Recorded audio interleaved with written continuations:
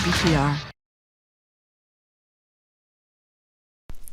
Live from NPR News in Washington, I'm Corva Coleman. As Israel wages war in Iran, it is also expanding its campaign in Lebanon. Israel's military says it has launched a new ground incursion into southern Lebanon to fight Hezbollah.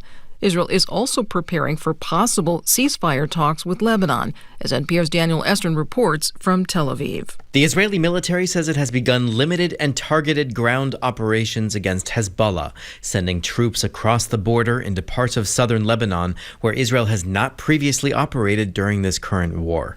Hundreds of thousands of Lebanese civilians have followed Israeli evacuation orders and fled southern Lebanon. The Norwegian Refugee Council aid group says 1 in 7 people in Lebanon are now displaced.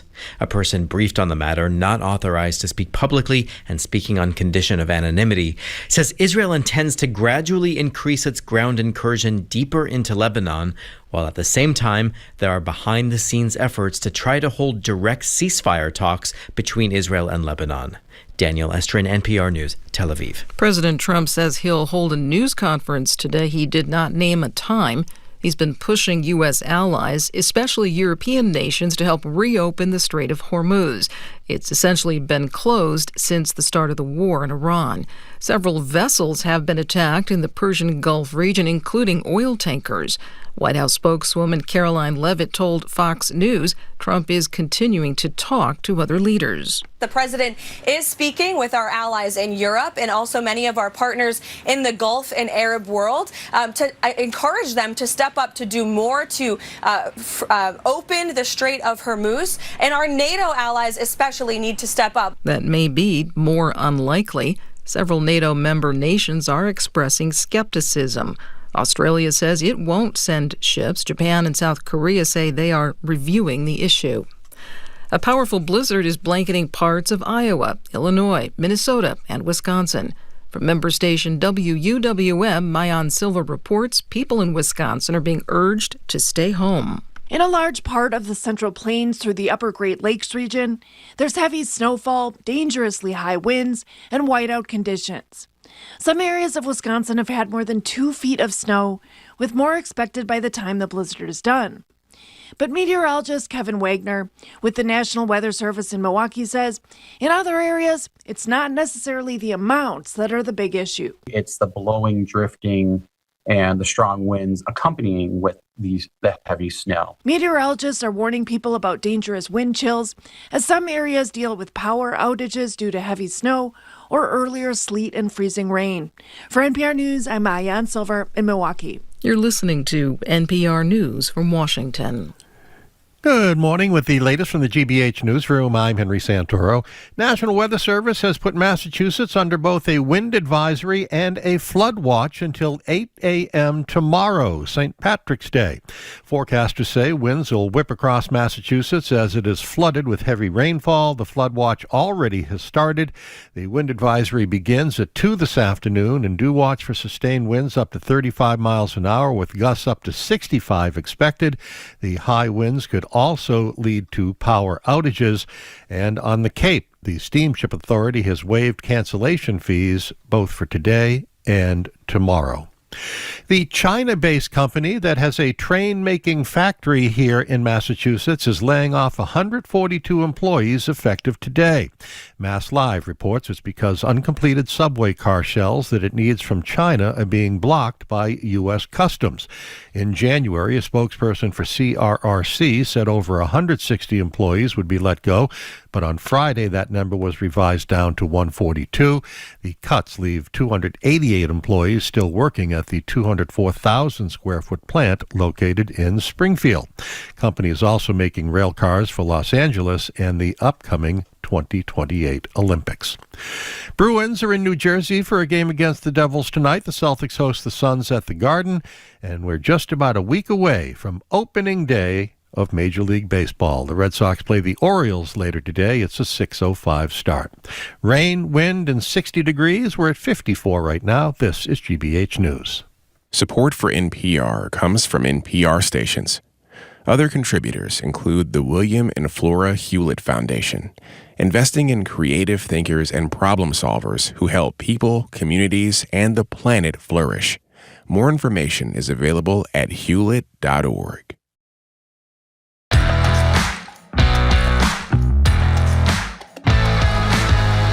He's Jim Brady. I am Marjorie Egan. You're listening to Boston Public Radio, GBH and NEPM, streaming at youtube.com/GBH News. You're going to be back at the Boston Public Library tomorrow. Everything's working now, Jim. Tomorrow, Wednesday, and Friday will be there. Phil Eng, who runs the T, is going to be at the library for another Ask the Transit Secretary and Ask the GM, because he's both things now. When is that going to be? Friday. He's going to be there this Friday. The Attorney General will be with us on Wednesday, March 25th at 11, and the Governor will be with us Friday, March 27th at 11. They'll both be at the Boston Public Library. Hi, Jim. Hey, before we start, Margie and I were lucky enough to join with, dozens and dozens of other GBH people Saturday night. GBH and the Pops did this tribute to the incredible Brian O'Donovan. Two of his daughters performed. His wife performed. The Pops were brilliant. The whole night was just a beautiful tribute. Totally sold out. I don't think there was an empty seat. No, there was not in a seat. the entire place. Even the second balcony was absolutely packed. Captured the essence of who this incredible human being was, and we were thrilled to be there. And it says a lot, like I said, that every single seat in the place was totally sold out in honor of the great Brian O'Donovan. We miss him a lot. It was great. We do indeed. So while Donald Trump has essentially declared victory in the Middle East, he's also asking for help, as you just heard on the news, from some of the very Europeans he has been railing against for years. The Strait of Hormuz is a massive bottleneck, as you know, for the oil market. And most of our traditional allies are reacting with, let's say, caution to Trump's plea for help. Italy, Germany, the UK, Greece are all resisting. And Trump, of course, says our NATO allies will have a very bad future if they refuse to comply. He also says that some major media outlets are committing treason. And if you're not aware, treason is punishable by death because he doesn't like their coverage of the war. And he also says, this one, Marjorie hadn't even heard of this, and she thought I was making it up when I said it this morning. I did. He said that we may keep bombing that island that's the major oil export island for Iran, just for fun, was his quote. And then, of course, there is the Secretary of War. We'll get to him, too. Pete Hegseth. So the lines are open at 877-301-8970. It's very clear that Donald Trump has absolutely no idea what he's doing in this war, nor does Hegseth, nor clearly an end game. What do you make of it 17 days in? Give us a call or text, 877-301-8970. Can I play something before you weigh in? Sure. We didn't have time to play this. I don't know why on Friday. This is, and I call him the Secretary of War because, as you know, this is what Trump and Hegseth, macho men, refer to the Defense Department as. Friday, he's at a Pentagon briefing and saying, which was news to a lot of us, the Strait of Hormuz is actually open for transit with one itty-bitty little problem. Here he is. I want to emphasize what the chairman said about that. The only thing prohibiting transit in the Straits right now is Iran shooting at shipping. It is open for transit should Iran not do that. The only thing prohibiting transit in the Strait right now is Iran shooting at shipping. It's open for transit should Iran not do that. Duh. Yeah. Okay. Yeah. I'm not sure if he's gotten an offer to stop the fighting from Iran either. I'm not sure if he's, when he says those things, that he hasn't accepted it because the deal isn't so good. I think one of the problems now is that the president has lied so much, and the Hegseth is so unreliable that I think it's difficult to believe anything they say about what's going on over there. Well, except that if he could, he would love his Justice Department to try reporters and media outlets for treason. By the way, just to get Hegseth into the mix, we're going to discuss this with Judge Gertner at noon, whether or not he's committed a war crime, when he says no quarter, no mercy for our enemies. Most experts on military law and international law around war say that is actually a war crime. So, well, there was this whole civilian protection committee. Committee is not the right word, but this group to set up unit at the Defense Department. Yeah. After we made some terrible mistakes in Afghanistan, to review how to protect civilians civilians in war. And Pete Hegseth, under him, it was basically gotten rid of. And you've heard people on the media, one of my favorite shows every week right here at GBH, pointed out that had that still been there might have been more planning about civilian areas so that we would not have hit that school where apparently our plans were very many years old, like a decade years old. We might not have hit that school had we paid more attention. And also that in previous wars, including in the Iraq-Afghanistan thing, where we did make those horrible, tragic mistakes, we not only apologized, but we made compensation. So this is a very different kind of operation. I don't know why anybody wants to say you're running a war with no mercy. I mean... Why do you think? Because he's like a roided up, but it's macho character who wants to show how tough he is. Well, you certainly want to have mercy for the civilians who didn't do anything, but... Do you think he does? Well, he kind of dehumanizes the Iranians. So the answer is he doesn't. Of course he doesn't. The most lethal, these are the words he used, the most lethal, deadly force is what this guy believes in. When they're asked questions about when the thing is over, they have no answers to absolutely anything. It's important to remember that the president lied about obliterating Iranians' nuclear capability because obviously they still have these Korg Island thing, however you say it, Korg Island, that's where all the nuclear stuff is underground. They degraded. There's no question there was some degrading, but the obliteration But it's still there. Happen. And if the reason for this war is to get rid of Iran's capability to build nuclear weapons, we haven't advanced that in this effort so far. And we have, the military has decimated, as he's pointed out, and he's right about this, apparently, the Navy and their ballistic missile capabilities and stuff like that.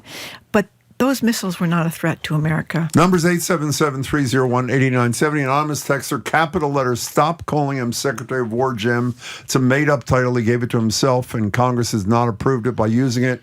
You're giving him more power. Stop it. Well, actually, I'm trying to use sarcasm, which obviously has failed. Apologies, anonymous texter. 877-301-8970. This is really... unbelievable. Gas has gone up, 75 cents. The Secretary of Energy, what's his name, Wright, who was on the shows. Christopher Wright. Yeah, it'll happen soon. Well, maybe it may not happen that fast. That's what are you laughing about? Yeah, but rather sarcastic text. What is it?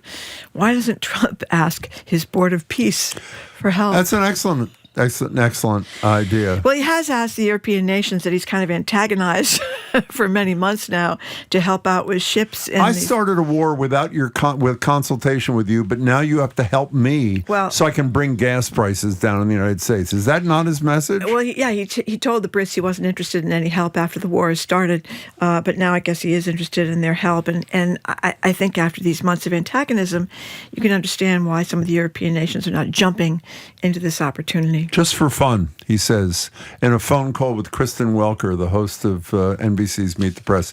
Just for fun, he may drop a few more bombs on that oil export island. 877-301-8970 is the number. Let's go to Zach in Springfield. Thank you for calling. Hello, Zach. Welcome. Hi, Jim. Hi, Marjorie. Good to talk to you. You too. As much as I hate to think this way, when there's so much terrible tragedy going on with what the people in Iran are suffering, what our servicemen are facing, all the danger there, and the economic toll at home, the one small silver lining I can take out of this is that this might be the end of J.D. Vance's, maybe not political career, but at least presidential prospects. He served through a war under marginally better sold pretenses for this, but that obviously didn't bear out in the same way or had its own problems in the Middle East of all places.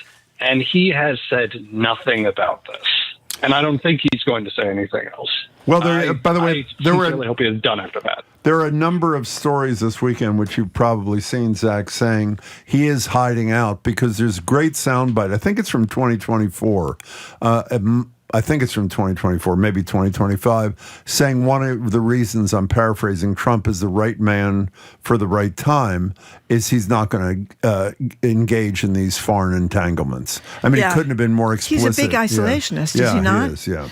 Vance, yeah. So I don't know, though. Maybe that will help him because if this doesn't turn out as well as we hope or soon, maybe he's got a point to run on, like the people that said they except voted he's against. not publicly saying that he has a problem with Trump. No, but he may down the road. It's like people that said that they didn't vote for the Iraq War. I mean, that was a big point for Barack Obama. Yeah, I think remember? he's joined at the hip, though. I think he has. I think the point that Zach makes is a really good one. He's damned either way. If he formally endorses yet another act of unbelievable hypocrisy, and even worse when it involves war, and if he doesn't say anything, he'll be seen, I think, as just a collaborator with a growingly is that a word? Mm-hmm. Unpopular president. What are you laughing about now? I mean, there are a lot of texts about drinking and Hegseth. I probably shouldn't read those. Well, by the way, if people feel this is too much, watch one of his 8 a.m. Macho briefings. And you've made this point a bunch of times. I don't know how General Kane, the chair of the Joint Chiefs of Staff, is as the chair of the Joint Chiefs of Staff. He gives a sober, at least on the surface, much better, professional, yes. Non-editorial thing, and every word out of Hegseth's mouth is an attack on somebody, not just because of his macho tendencies, because he is a perfect example, as Kristi Noem was, as all these others are, is they have an audience of one. This is what Donald Trump wants to hear. It's not just the macho thing. He's so angry. It's so like angry. A rageaholic kind of thing. He is so ticked off all the time. I mean, it's kind of scary to watch him there. But anyway, and by the way, did you mention the fundraising letter? No, this is also, I'm so glad you brought that up. You want to tell people? You want me to? You go ahead. Well, this is, that Trump went to the first one of these designated transfers when the bodies of service members who'd been killed, I believe in Kuwait, came back. He's using photographs. He's using photographs from them in a fundraiser. It's a PAC. I mean, so formally it's independent. He was asked by a really courageous pool reporter on Air Force One, her name is Mariam Khan, about this. Do you think it's appropriate to use photos of service members who were killed in Kuwait in a fundraising mailing from this designated transfer thing? Remember the designated transfer where he wore a baseball hat and refused to bow his head or didn't bow his head and that sort of thing. And he says, yes, it is. And then he does what he does every time, particularly with women reporters who are competent and professional, as he says, what organization you with? And she says ABC. She's the pool reporter. And, of course, he begins to trash her. And she continues to pepper him with questions, exactly what anybody should be doing. So good for her. And, again, he's using photos from the transfer of the bodies of people who died in this war, U.S. service members, to raise money for his his campaigns. I mean, it's just pays legal fees, maybe. I don't know. Yeah, well, I mean... Nothing is beneath this man. There's a shamelessness there, obviously. Jane in Concord, Hi, welcome Jane. to the show, Jane. Hi, 877-301-8970. Hi, Jane. Good morning. Good morning. I said to the screener that I think that he's surrounded by yes men saying, oh, sure, you want to go into Iran for a few days? No problem, we'll get in and out of there. Mm-hmm. Totally underestimating the entrenched dictatorship. And it's now, how do they get out without looking like total fools? They've destroyed infrastructure. The people are going to be suffering in Iran. And maybe he's just thinking it's practice for the next few. Greenland, Cuba, Canada. Where does it stop? The one thing I don't understand, Jane, the one place I guess I part from you, and you're not the only one who said it, I think you speak for the majority, now he can't get out because he'd look like a fool. I don't think that matters to him at all because, as Marjorie said this morning, he'll lie. What he could do, I naively assumed we'd be out last week because of the gas prices and the stock market dropping.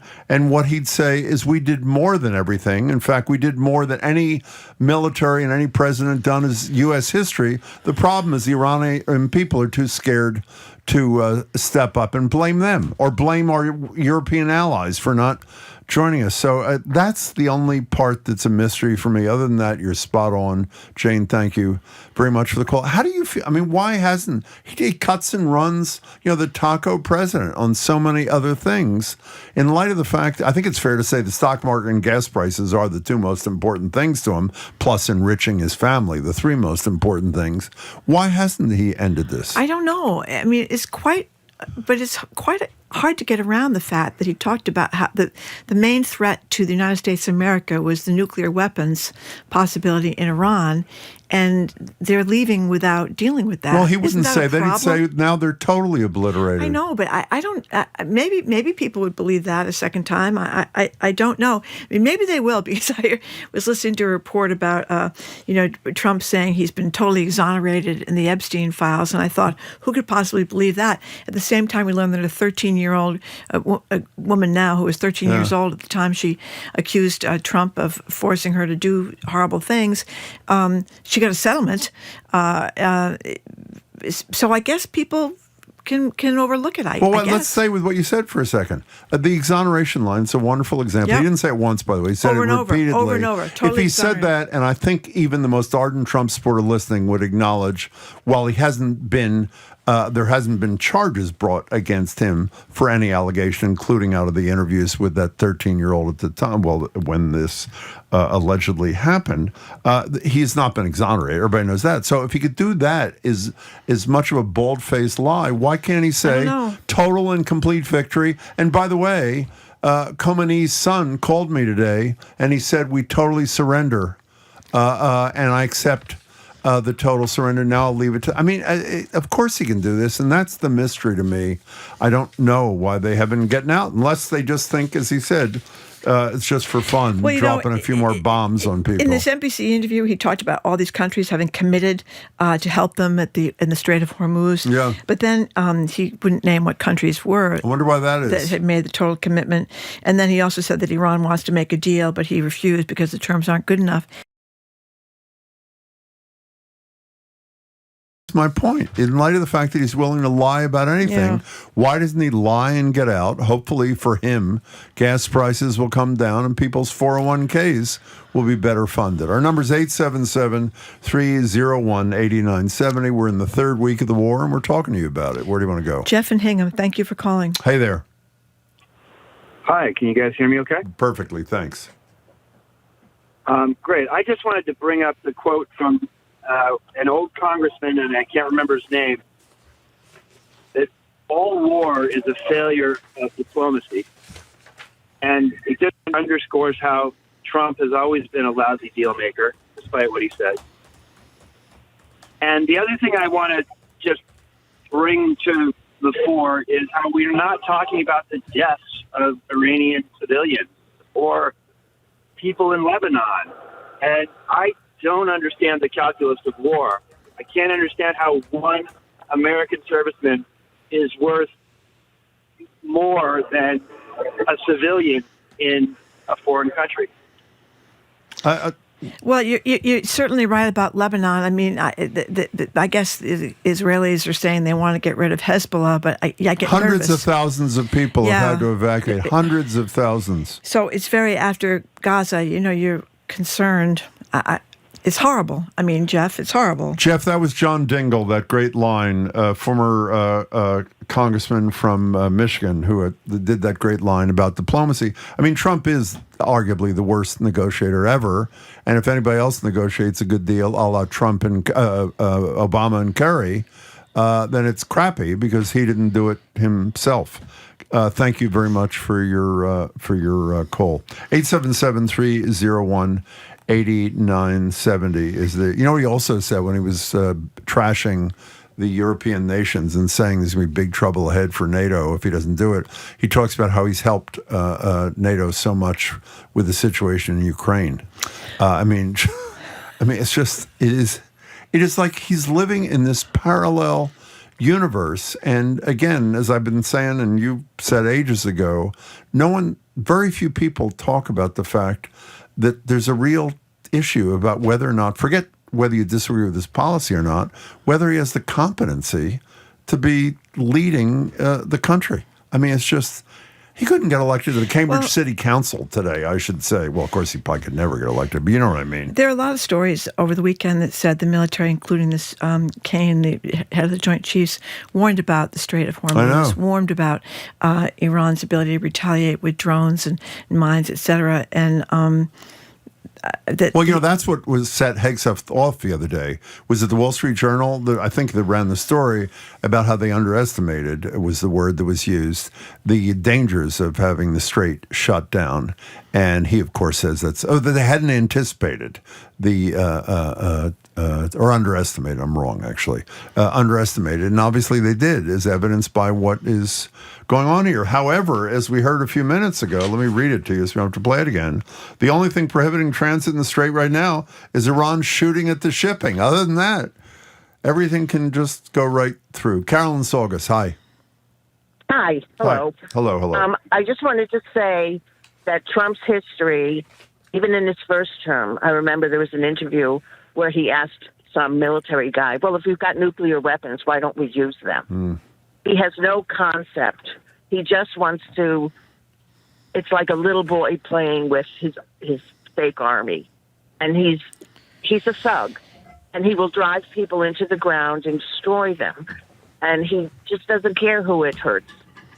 I think that's fair to say. That's who he is. I don't think he has respect for human life, for human suffering. I think that's a fair, fact-substantiated statement, and I'm with you, Carol. Thank you much for the call. We appreciate it. Your time for a couple more Yeah, here? we do. At least one more. 877-301-8970 is the number we're obviously talking about. How do you think? I mean, I'm sorry. How do you think this ends and when this ends? Jim, I have no idea. I don't know. I mean, I think he's in a spot, a tough spot. I don't, but I guess obviously I'm wrong, because otherwise he'd be out of this thing. Yeah, and the other thing that is scary is that, we were in the middle of negotiating with Iran when we started this war, so that makes me think that it's going to be difficult to negotiate with them because they're not going to trust us, and I find that kind of disconcerting too. Let's take one more real quick. 30 seconds, David in Tiverton. Tiverton. Hi. Hi, good morning. How nice to talk with you guys again. You as well. We're short on time, though, David. Thank you. Okay. Well, it seems to me that I used to like to play the board game Risk. Do you remember that? Of course. Yes. It seems to me that the president is playing Jenga. Where you pull the pieces out. I got it. Yeah. I was a little delayed here. Yeah. Pull the pieces out one by one, and then eventually the whole thing collapses. David, Let's hope thanks. not. Sorry, we got to go. We appreciate your call and your reference. Thanks so much. That's actually a great game. Marjorie forgets what's next. No, I can tell. little kids love that. No, I know exactly what's next. We're going to be talking. We're going to be talking to Janice Page. She's got this. I love this. She's book. formerly at Boston Globe, great reporter, now with the Washington Post. She's got this great memoir called "Year of the Water Horse" about her adoption of a little baby from China, about her mother-in-law, her marriage. It's great. I'm Marjorie Egan, Eastern Browder. You're listening to BPR and GBH and NEPM and streaming at youtube.com/GBH News.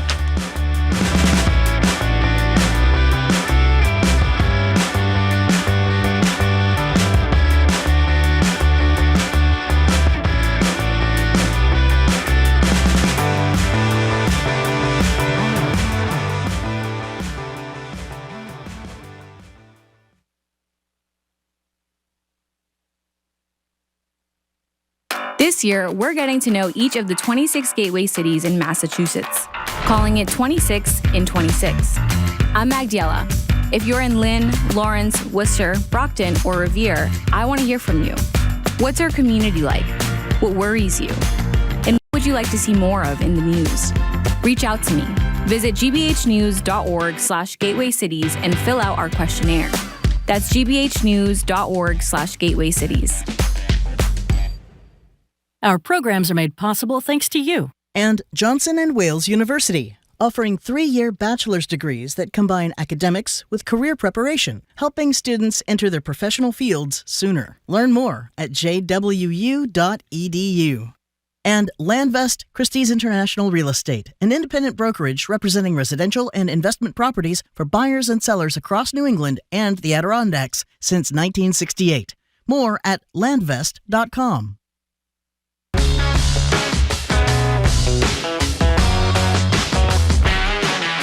Welcome back to BPR and GBH and NEPM. Marjorie Egan, Jim Browdy, streaming at youtube.com/GBH News. We're at the library tomorrow, Wednesday and Friday. Phil Lang, who is both the interim or something Secretary of Transportation, of course, GM of the T, will be with us for an hour on Friday to answer your questions. The Attorney General next Wednesday for an hour to answer your questions, and the Governor next Friday for an hour to do the same. Joining us now in Studio 3, a Braintree native who is a recently laid-off arts editor at the Washington Post. I don't even like saying that. The great Janice Page. Before the Post, she worked at the Boston Globe, the LA Times, other places.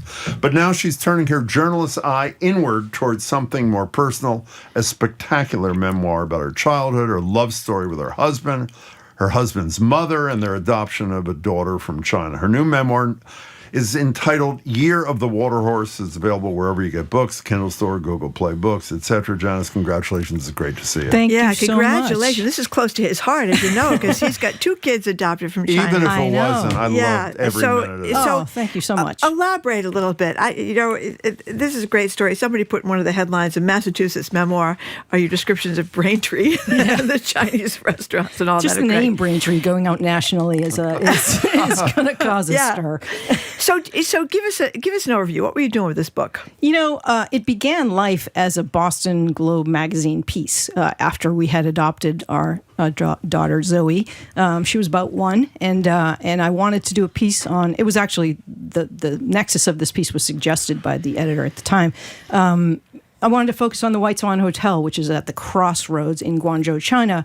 Guangzhou is someplace everyone needs to come to be rubber stamped on the way out of the country with your new offspring. And the White Swan is a crazy place. It is the perfect setting for a story. So it began life as that piece, but when I attempted to do that piece, I wanted to be really forthright about our entire background, and that includes my husband.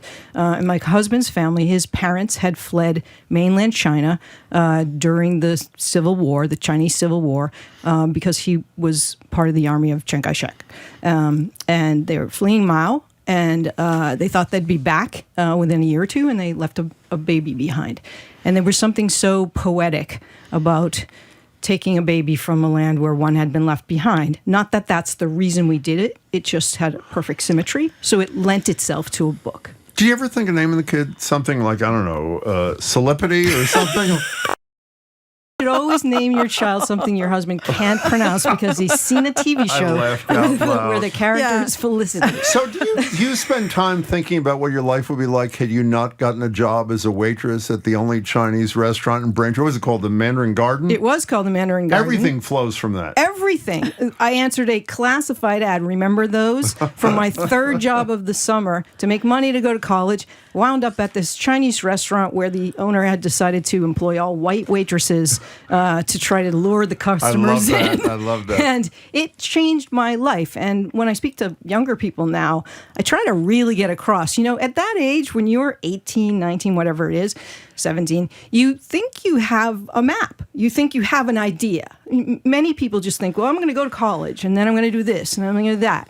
And you're not thinking that you're going to answer an ad of any sort, take a job, and it's going to change your entire life, and everything you thought you knew will be different, and all the people who will come into it, some of those people will end up being your husband, your child, and it all stems from walking through the doors of a Chinese restaurant where I had no business being because I didn't speak the language at all. Okay. Well, before we get on to you getting married and everything, just tell us a little bit about Braintree when you were youngest of 6 kids, right? Youngest of 6, right? Yeah. So family of 8 in a 2-bedroom ranch. So my mother's aspirations brought us to a 2-bedroom ranch in Braintree Highlands. And what was Braintree like when you were a kid? Oh, Braintree. I mean, I hope it comes across. I love all of the parts of my growing up, tragedy maybe notwithstanding, but it all is part of that tapestry, right? Braintree was a great place to grow up. I have great friends who have shown up at book signings even now, and I will say it was a little narrow, as in like mostly white, if not, I don't know what the percentage is, but really I didn't encounter even my first Jewish kid until I was in, I think, junior high.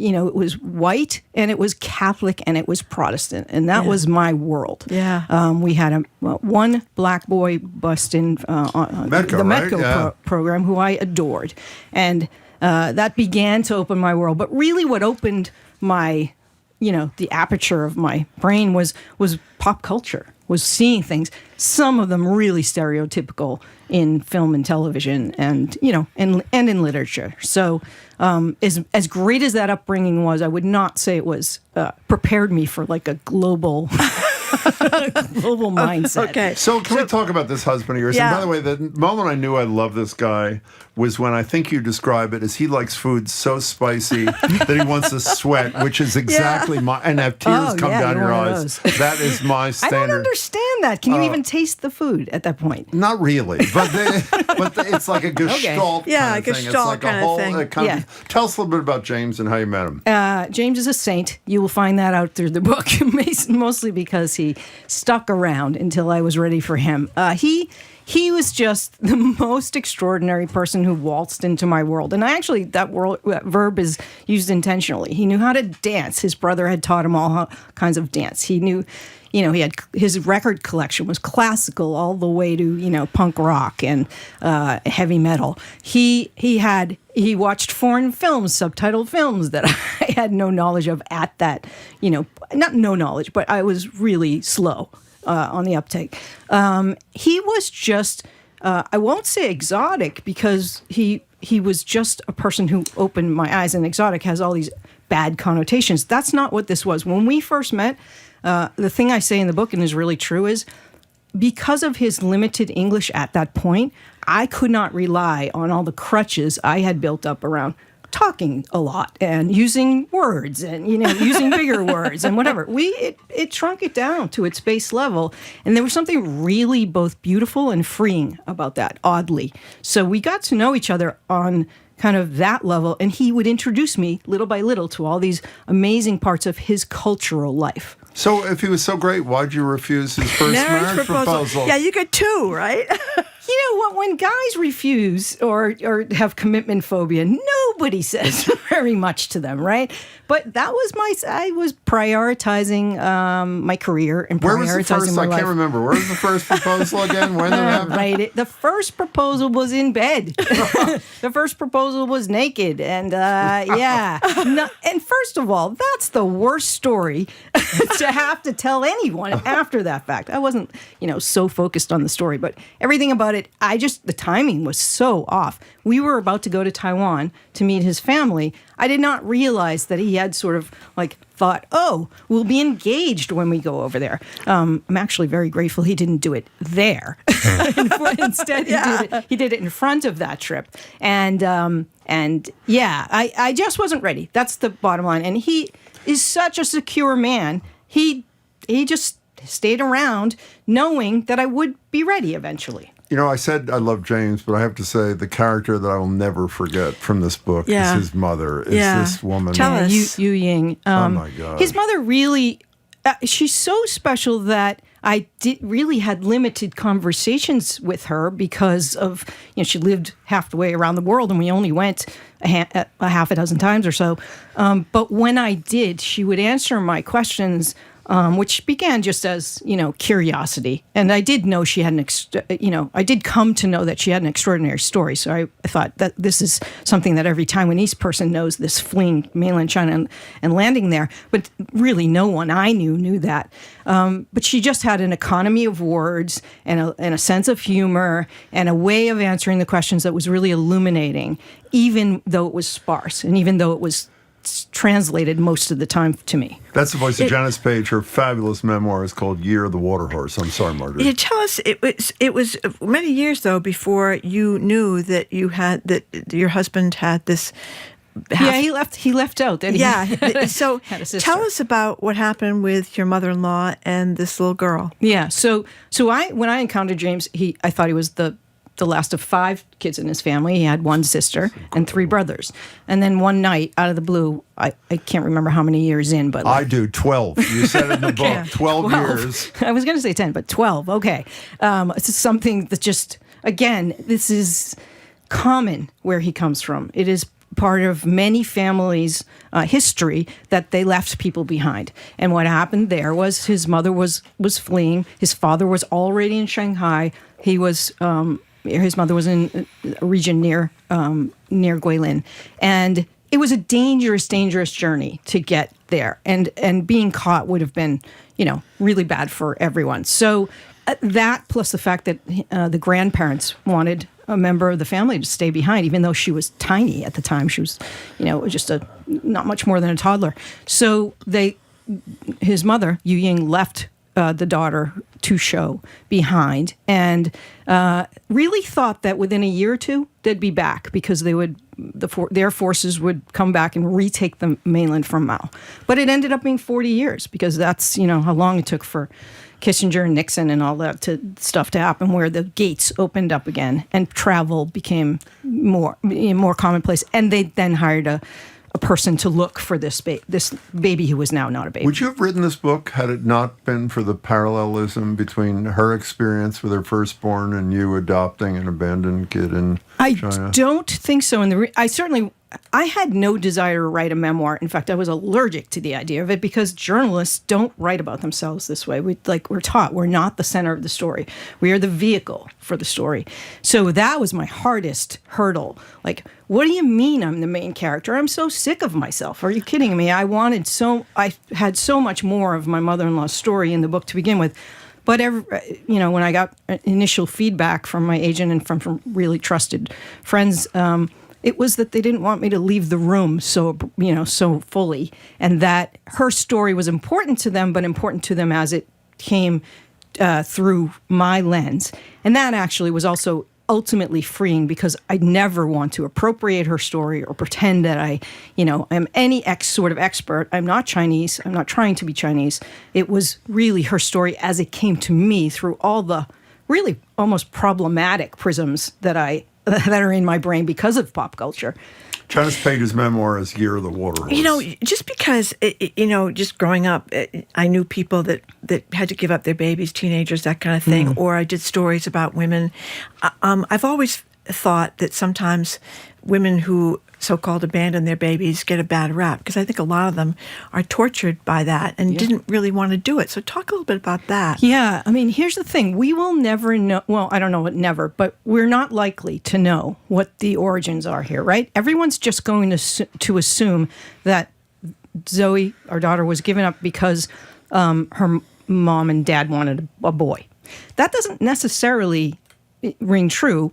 It could have been a teen pregnancy. It could have been, they could have been impoverished. They could have been any sort of, there could have been psychological reasons. There could have been pressures outside the family or inside the family. We don't know the answer to that. So I try really hard not to romanticize that. What I do think I know anyway is that, when you leave a baby within 24 hours or at any point, that's traumatic. It's got to be traumatic to both the baby and the mother. I don't even know if a father was in the picture. So let's just say, let's leave it at that equation. And that, knowing that my mother-in-law had been through that, and knowing that Zoe was also the product of that, because very different circumstances, but the thing is the same. You are going away from a daughter, and in the case of my mother-in-law, that kid had to be brought up as though her parents were unknown. She was brought up by grandparents, but they had to pretend she was a foundling, meaning the origins of her parents were unknown.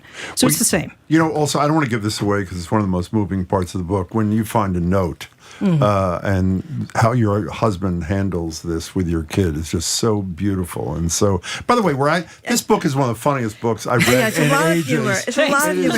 It is really laugh out loud funny. But it's not too much to give away, I hope, your daughter Zoe's reaction to the book. So there was a key piece of information, and Zoe just wanted more. And I won't give away the details of that, but like anything, she also was sensitized to want more, right? And my husband was able to provide the cultural knowledge that I never would have been able to deliver and say that what this note said only was kind of like with my mother-in-law speaking to me was the bare lines of something that meant more. And that's kind of why also the screenplay device is used in the book also to kind of illuminate things in ways that the actual text can't.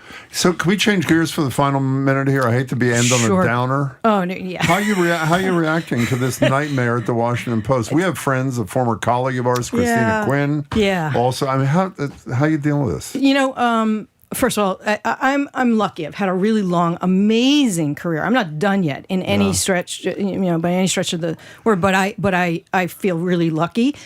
So knock wood, for me. But I am just beside myself for my colleagues, for the business of journalism, for the country as a whole, at the loss that's going on here. Every one of us understands economic realities. We all know that newsrooms can't lose hundreds of millions of dollars. That's fine. But smaller newsrooms, including the Boston Globe, including Minneapolis, they make it work, and they don't gut an entire arts department, wipe away books, wipe away sports, decimate, destroy the Middle East Bureau right before a major war. They make smart decisions, and they make smart business decisions to support that journalism. And we need it more now than ever. So please, wherever you get your news, I'm here to just say support it. I'm not saying support any one type of journalism over another, but find it, support it. We need it. Did you cancel your Amazon account?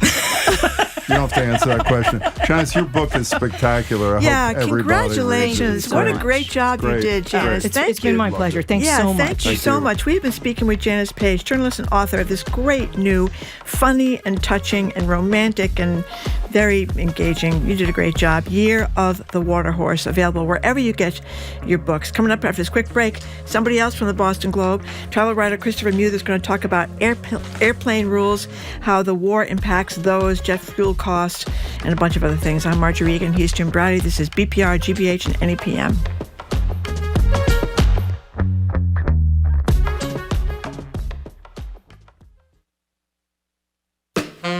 I'm Jared Bowen. Today on The Culture Show, we're recapping the Oscars. Conan O'Brien at center stage, the red carpet risks and rewards, and the surprises, snubs, and snoozers that define the night. Plus, author Lynette D'Amico joins us for Men I Hate, a memoir in essays. A marriage in which her wife became her husband. That and more on The Culture Show today at 2 on 89.7 GBH. Support for GBH comes from you. And Seasons 4, the outdoor living store in Lexington, featuring over 100 styles of outdoor furniture delivered throughout New England, plus a wide selection of plants, statuary, and garden accessories. Spring events in progress. Seasons4.com. And the University of Massachusetts Amherst. UMass, the state's flagship public research university, empowers students to be the future in the pursuit of progress for Massachusetts and beyond. More at umass.edu.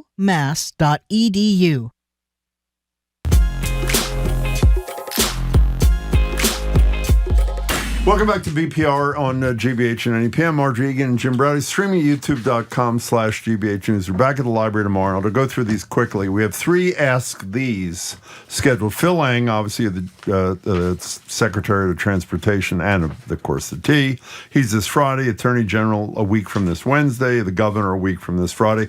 Joined on Zoom by our very own Carmen Sandiego, Boston Globe travel writer and headphone evangelist. We'll explain that in a minute. Christopher Muther. Hello, Christopher Muther. How are you? I'm well, James. How are you? Janice Page says hello, by the way. Sorry she missed you. Yeah. I just want to plug her book while I can. I finished it. It's amazing. There's my plug. Well, I'm with you. She did an awesome job. It's a great story. So you, I guess, did an awesome job. It's better late than never, admitting that you're a Boston Globe travel writer who never took a trip to Ireland until very recently. Jim wants to know, since your husband seems to have planned the trip, if your husband also wrote the story, Christopher Muther? He's nervously laughing. I guess the answer is yes. Well, I mean, you could tell because it was better written than anything I normally do. But he clearly wrote the story. There you go. There you go. So what took you so long? What was it like, Christopher Muther? It's one of those things where I always kind of knew it was there. I mean, does that make any sense? Every time I would be over there, I'd be in England or somewhere adjacent, but never Ireland. I guess maybe because ABBA hasn't set up like an ABBA experience there yet in Ireland. Fingers crossed, it will happen soon. But it took me a while, and actually my editor told me, she went to Ireland a couple of years ago, came back and said, before she left, she said, "Have you written anything on Ireland?" And I said, "No." And she said, "You're going to Ireland." So it was one of those things where I didn't have a choice in the matter, and I'm glad she forced my hand. Yeah, well, as you point out, when you get outside of Dublin, it's unbelievable the beauty of the country out there, and like the cliffs of Moor. Is that how you pronounce it? Is that how you say it? Those big dramatic cliffs where you feel like you're going to jump down and fall down into the ocean. I worried that's exactly what I was worried about. Yeah, and I'm serious. Yeah, and little villages like Dingle and all those places. I mean, so what'd you think? I was absolutely gobsmacked by it all. Yeah. Absolutely beautiful. I think I said in the story that I spent 3 days in Dublin, and I loved Dublin, but had I known what was sort of waiting for me outside of the city, I would have left a little bit earlier and sort of delved into the countryside, because it was just, I guess I wasn't expecting that level of physical beauty outside of the city, and I normally tend to be a city guy. Thankfully, Alex planned us to be out of Dublin a little bit too. Otherwise, I would have been, sort of where to learn how to river dance, as opposed to going to all of these gorgeous sites. Okay, we should all go. I'm embarrassed. I never went to Ireland. My grandparents. I got there before you did. I know, until like 12 years ago. That was pretty bad. So, United Airlines, you were celebrating in a piece because they're doing what I can't believe that this was allowed before. What did they do that got your praise there, Christopher? That caused me to break out the party streamers and put on my party hat. They have finally dictated that folks who are using a personal device on an airplane use headphones, which, it seems like a logical thing. And I've actually heard flight announcements before takeoff of flight attendants saying, please use headphones, but no firm rules about it. So when this rule sort of came into their contract of carriage, I thought, finally, someone has sort of made sense about this. And my only hope is that it would then become a law in airports and then everywhere else in the world. But I guess airplanes is a good place to start. Did you not quote their, what do you call that thing, contract of carriage? Is that contract of carriage, Did you not quote it say that they will permanently ban you from the airline if you don't? Mm-hmm. Wow. Well, I mean, at their discretion. Yeah. I suppose if you are causing a problem and not listening to the flight attendant, then you'll be permanently banned. Jim, I know you were permanently banned, but for other reasons. He was. Aggressive reclining versus the little 5-year-old. No, excuse me. I didn't aggressively recline. The little 5-year-old, who was 8 years old, aggressively reclined. That's Jim's story. I think it was the other way around. I agree with you, Marjorie. But you talk about this aggressive reclining on airplanes. I mean, you should go back gradually, shouldn't you? Instead of bombing. Or not at all if you're tiny. Yeah. Yeah. Well, I mean, the thing of it is, I threw in some of my other etiquette rules. I mean, headphones is no longer etiquette. It's required on United. But in general, people sort of don't know how to act on airplanes. They become like animals. All of their primal instincts come out. The flight attendant comes by with peanuts and people are, they're just grabbing them, or any beverage they can get. And so then you have people like Jim who are slamming back their seats, reclining. Against a little child. Or taking both arms if they're in the middle seat, both armrests. That's a great point. They deserve it.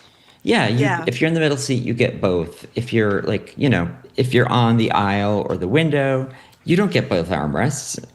As a travel writer, which do you take? Are you a window or an aisle? I can't believe we don't know this. Are you? What are you? It depends on the length of the flight. If it's a shorter flight, I'm a window guy. If it's a longer, I'm an aisle guy. Okay. How do you feel about people in short shorts on airplanes that could be pressed against you on the plane? I don't want the flesh, the flesh to flesh kind of thing. You know what I mean? Well, for me, it would depend on the person sitting next to me. Exactly. If it were Brad Pitt, for example, Then you might, okay. I would say, got it. hike up those Daisy Dukes, Brad, and let me ask you a few questions. Yeah. Yeah. Okay, can we talk about Trump for a brief second here? Jet fuel cost is going up, and jet fuel is a significant part of your ticketing. I mean, your cost of your ticket. At the same time, the TSA agents are, and I'm not being critical at all, they're not getting paid, either not showing up, calling in sick, or just outright quitting. What's the short-term impact of both of those things, the fuel hike cost and the TSA people leaving or calling in sick? And what's the longer-term impact in your estimation, Christopher Muther? Well, if we look at the TSA side of it first, we can look at the government shutdown earlier last year, and sort of how it impacted TSA wait times. And that was sort of percolating all around Thanksgiving and those holidays. So there were some airports where the lines were just out of control. Those usually are like the big hubs, like Atlanta, Chicago. We didn't really see that as much here in Boston. And knock on wood, we haven't seen it as much so far. But as you mentioned, it's like now they're just experiencing their first week without a paycheck. The number of involuntary sick call-out days has shot up. And the one thing which is really frustrating in all of this for passengers is that the TSA on their app would update wait times for various airports for TSA lines. That hasn't been happening since February. So it's sort of compounded the fact that we don't know and lines are getting longer. So you have to really, it's a roll of the dice, but you have to get to the airport longer or longer before your flight. The issue though is that, there's no way of knowing when things will get back to normal. So in the interim, you have to get to the airport early. I think people should just plan to get to the airport early. Why is it, I know, is it Houston and some other places which had multi-hour wait? Why has it not hit Boston more dramatically than it has? Fewer quittings, or what is it? I mean, it could be a myriad of reasons. We haven't really experienced since our last blizzard the kind of bad weather they're experiencing in a lot of other places. For instance, Houston was having an ash problem a few weeks ago. An ash problem? From fires or something? From fires, yeah. Oh, wow. And then, there were blizzards over the weekend in the Midwest, which was causing delayed flights and long lines. So I think that's a big part of it, is why we haven't experienced it yet.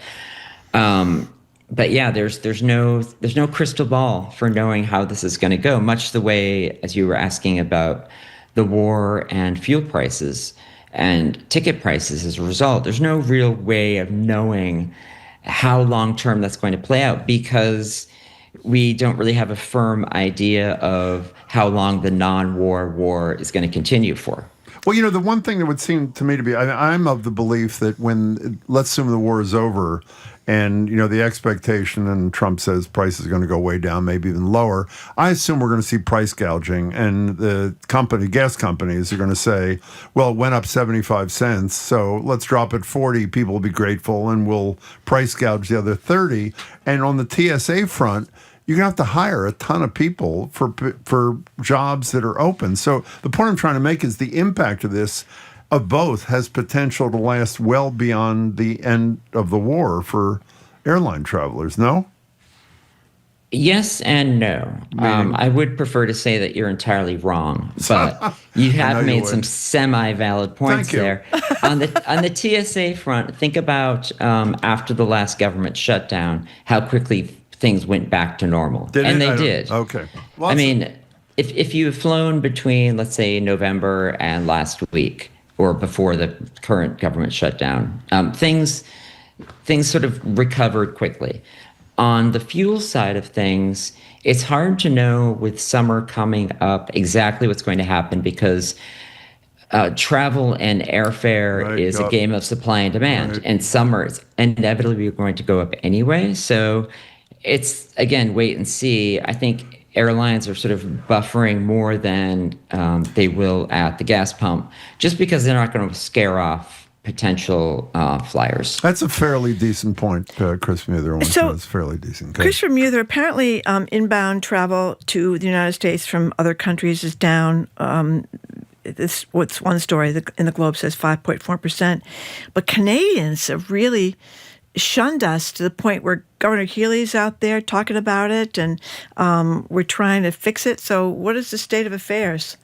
You know, it's interesting. There's a whole kind of world out there that I never knew about until recently, where governors from different states will go and meet with leaders in Canada, and they talk about tourism. And then there's folks from Massachusetts. There's our sort of tourism group called Meet Massachusetts, Meet Boston, and they'll go and they'll talk to Canadian leaders as well. But there's nothing they can do about the fact that Canadians have really stuck to their maple leaves, and they're like, we are not going to the U.S. Yeah. And, you know, it's one of those things where I'm actually shocked, because I feel like people have such a limited memory when it comes to these things.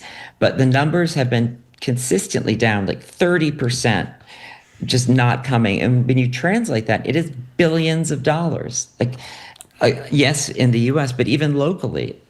And, you know, Canada is our top feeder market in Massachusetts and New England. Can I make two comments about this? Sure you can. One, I have to admire, you know, I'm complaining all the time that we Americans, and myself included, are far too passive a population in the face of serious threats. The Canadians put their money where their damn mouths are.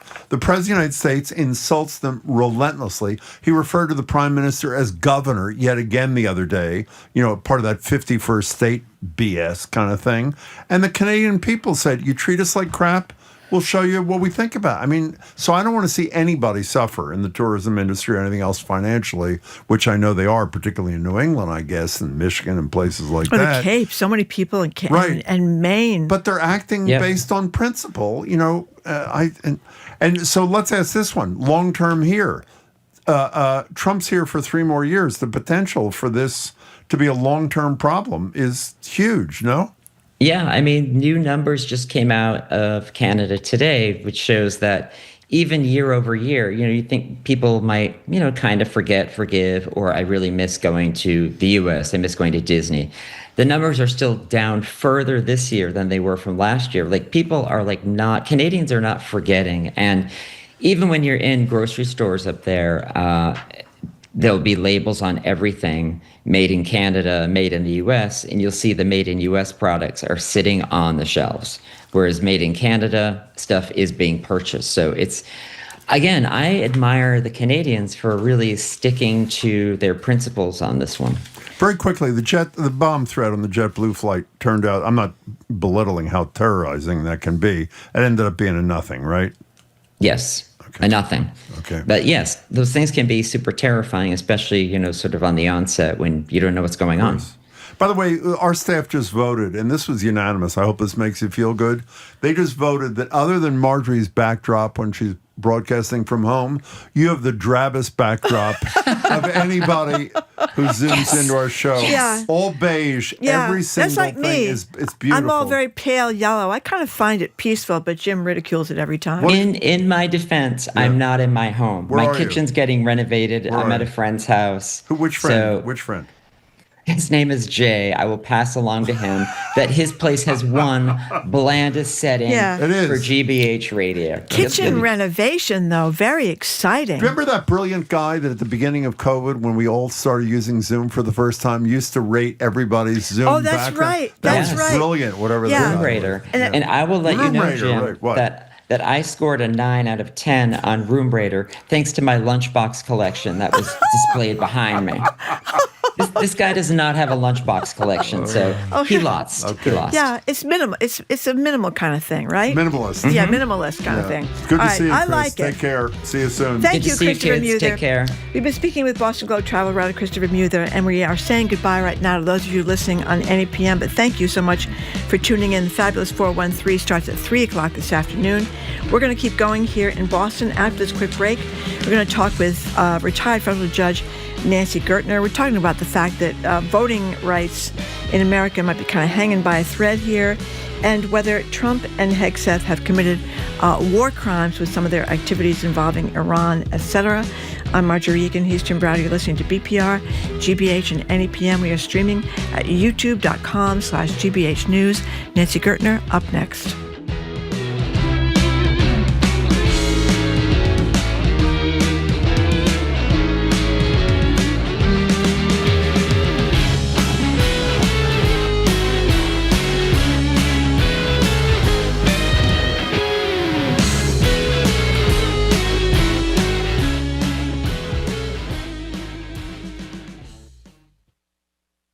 Don't miss a special edition of Stories from the Stage at our Brighton studios on March 20th. Hear bold stories that show the full extent of human ability in the most challenging situations. Tickets at gbh.org/events.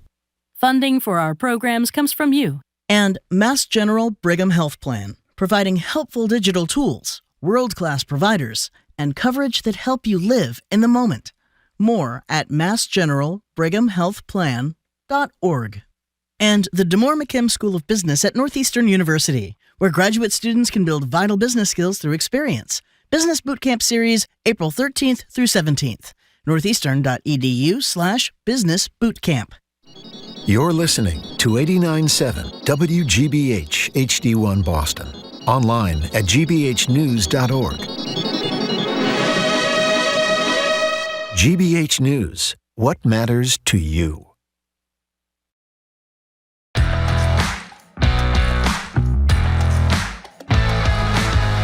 Welcome to hour number 2 of Boston Public Radio, 89.7 GBH. Jim Brady and Marjorie Egan, streaming at youtube.com/GBH News. We're going to be back at the Boston Public Library tomorrow with CNN's John King and everything that's going on in D.C. and all around the world. Our Sports Authority, Tony Casey, on the heels of a very busy soccer weekend for women at Gillette Stadium. Big crowd. And then Phil Eng, who runs the T, joins us at the library this Friday for Ask the Transit Secretary and Ask the GM. He's both things now, Jim. Hello. Hey, Again. and Governor and Attorney General the following week. For the latest iteration of On the Docket, we're joined now on Zoom by retired federal judge Nancy Gertner. She's a senior lecturer at Harvard Law School and a BPR contributor. Good morning, Judge. Good afternoon, Judge. Whatever it is. Hello. Morning. Hi. Good afternoon. Hello, Judge Gertner. Thank you so much for joining us. So let's start with the war in Iran. Pete Hegseth, who's runs the Department of Defense, says he's going to show no quarter, no mercy in terms of running this war. And the president has said he's going to continue bombing this Korg Island, where a lot of the nuclear stuff is in Iran. Even though they've already hit it, he says he's going to keep hitting it, quote, just for fun. So I'm just wondering, particularly about the no quarter, the legality of that, and the just for fun is certainly unusual. I'm no great expert on the law of war, but my understanding from the papers is that no quarter means that if there are innocent victims, you actually have a right to kill everybody. I mean, the issue came up in connection with the boats in the Caribbean. Yeah.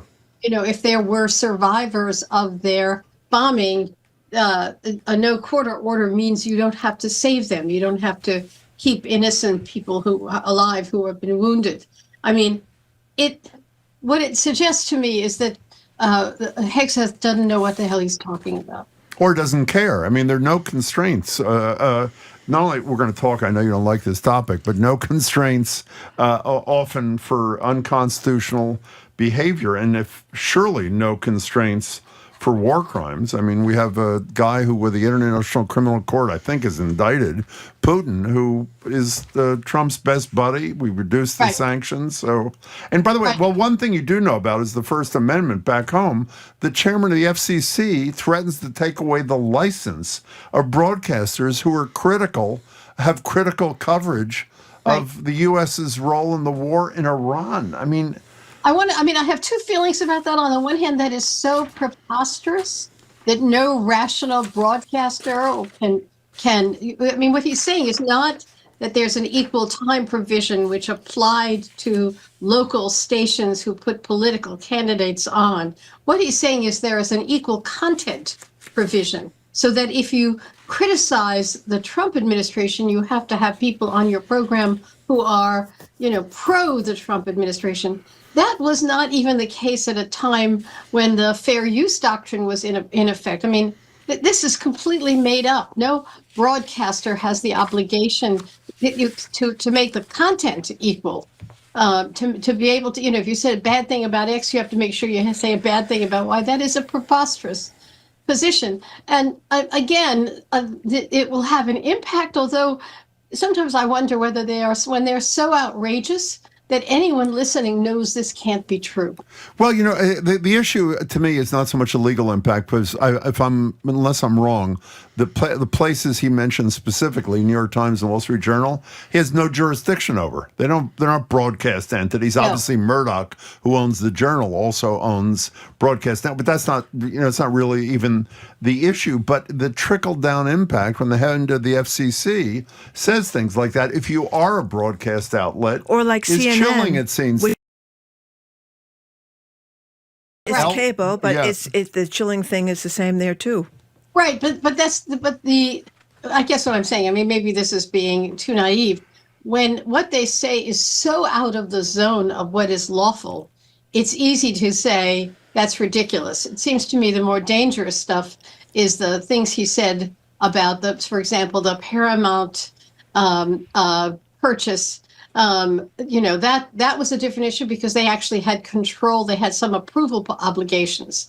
So, but in what he's talking about now, there is no enforcement mechanism, and it is so clearly out of the zone. Clarence Thomas just texted. He says he thinks it's perfectly constitutional. He wanted me to tell you. Well, just as a quick aside, Judge, one of the things you hear people keep saying, for example, Trump can't take over the elections because the Constitution says that the states run the elections. And then I keep thinking, but he's violated the Constitution already in so many places. Why do we hold this out as some sort of... Well, use an example. Your favorite story, Judge Patty Saris. And the immigration, the bond hearings. On the bond hearings, people who come across the border illegally, scheduled to be thrown out of the country, they are entitled, it used to be, to bond hearings. Patty Saris, a local judge here in Boston, federal judge, granted that bond hearing thing, but that's a violation of the Constitution too, which doesn't stop them, or is it? Am I wrong? Well, there's a question of when he needs other entities to enforce what he's saying. So with respect to taking over the local elections, he needs states to be complicit. He needs state officials to be complicit. And that's not going to happen here. I mean, the issue is going to go up through the courts. The courts are going to, first of all, the issue is going to start in Congress, the SAVE Act, which purports to require everyone to have proof of citizenship before you can be registered to vote. That has to get through, and it looks like that is not going to be passed. And then there'll be challenges in the court. The question is whether or not, he needs local officials to implement all of this stuff, and the local officials will not be disobedient to the Constitution. Yeah, but let's get back to this immigration thing, and a judge you both know pretty well, Patty Saris. I mean, what's happening is those who are clearly entitled to bond hearings under the Constitution, even though they're not citizens, are being denied them. So they're filing these habeas corpus petitions. Maybe we should have Kristi Noem explain what habeas corpus is. And clogging the courts, as we learned in Minnesota, where that woman for the Justice Department, the U.S. Attorney, said, "Judge, please hold me in contempt so I can get a break from this." The Julie Lee, I think her name is. Well, I mean, they're in clear violation of the Constitution, as Sarah said, and they're not doing anything about it. They've been deported before the bond hearing. Go ahead. So let's back off a bit. Okay. So the difference, the not holding a bond hearing is something that they can accomplish because people will be deported before they can even get into court for habeas rights, for a habeas petition. Habeas just means deliver the body. It enables anyone to challenge the conditions of their confinement, not the conditions, the fact of their confinement. And or if they're not just deporting people immediately, claiming that there's no right to bond, what they're doing is what they did in the case of the Babson College student, which is play the game, play checkers essentially with people. They get picked up and then they get sent to Texas and no one can find out where they are. That is a de facto violation of the Constitution, a de facto ignoring of the Constitution. With respect to the elections, that is a more complicated issue because although they're going to try to change the rules for the elections, they have to get that through Congress. They have to convince local officials to follow along. That is more complicated. Immigration is a whole different issue, and they have been able to sweep, but essentially just to spirit people out of the country, to wait outside immigration court proceedings, to grab people, and by the time that is litigated, the people are gone. But Judge, if I can, after it was both the California court and Judge Saris here saying that this denial of bond hearings was clearly unconstitutional, the chief immigration judge instructs her judges that the California decision from a federal court was, quote, a non-binding clarification, not an order. It was an order. And this gets back to what we discuss with you almost all the time. I mean, it appears that the administration, through their immigration courts, are in clear violation of the Constitution, and nothing's happening. Well, true. With respect to immigration, Trump has been able to cut a swath in a way that in almost no other area, has been able to take these steps in a way that he hasn't in any other area. Part of that began in 1994 when I was just on the bench, because essentially the laws changed to limit the rights that potential in many areas that people who were immigrants in this country had. And that was done at a time when things were not as aggressive. There was not the kind of aggressive enforcement. But it meant that by now, those laws are not as protective of immigrants as we would want them to be in a situation where he's essentially doing sweeps. In addition, immigrants have fewer rights to sue. Practically speaking, they're gone. But if they are here, they have fewer rights to sue than ordinary citizens, than, for example, someone who's a victim of police misconduct might have. I wrote about this in an Atlantic article. And again, that's a product of, the laws that were in place were less protective of this constituency many, many years ago, at a time when this was not going, this kind of mass deportation was not going on. So, that has been a problem that will be solved by the courts to a degree. And it will have to be solved by Congress ultimately, but that is a problem. There's no question about it. The election issue, it seems to me, is less clear because the Constitution is clear that the feds have virtually no role in elections. That is something that is another sort of, in effect, a check and balance in the Constitution, that state officials and state entities control elections and not top down. However, if that Save Whatever It's Called America Act were to pass, and I agree with you, it looks unlikely because it's stalled in the Senate because of the 60 vote threshold thing. For example, the feds could decide, if Trump were to sign a bill into law, that mail-in ballots can only be used in very limited circumstances in federal elections, not state and local elections. You're nodding in agreement. Let's move to something that is really terrifying. We know that the Voting Rights Act, thanks to Marjorie's favorite Chief Justice Roberts, has been pretty much gutted in the past. Pretty much one of the provisions that's left in it allowed for these majority-minority congressional districts created to help voters of color elect a reasonable number of candidates. That's being challenged. Many of those districts are in Republican-controlled states in the South. And it seems to me, as an arm's-length lay observer, that Supreme Court, when they rule, are going to knock these things out. Is that a fair... I think that's the prediction. And I've been on this program before, and I said that for me, it's not just the fact that they'll do that, which will be a calamity. There's no question that will be a calamity. If anything, sort of Trump shows why voter suppression, particularly of minority voters, continues to go on, because that is what he's trying to do. So I think that the prediction is that the Voting Rights Act will be gutted. There are various questions about how. The only thing that is significant about that, two things, not the only thing, but there are two issues. One, as I mentioned before in this program, one is a question of time. And I worry that decision would come down faster than it should to affect the 2026 election. Wow.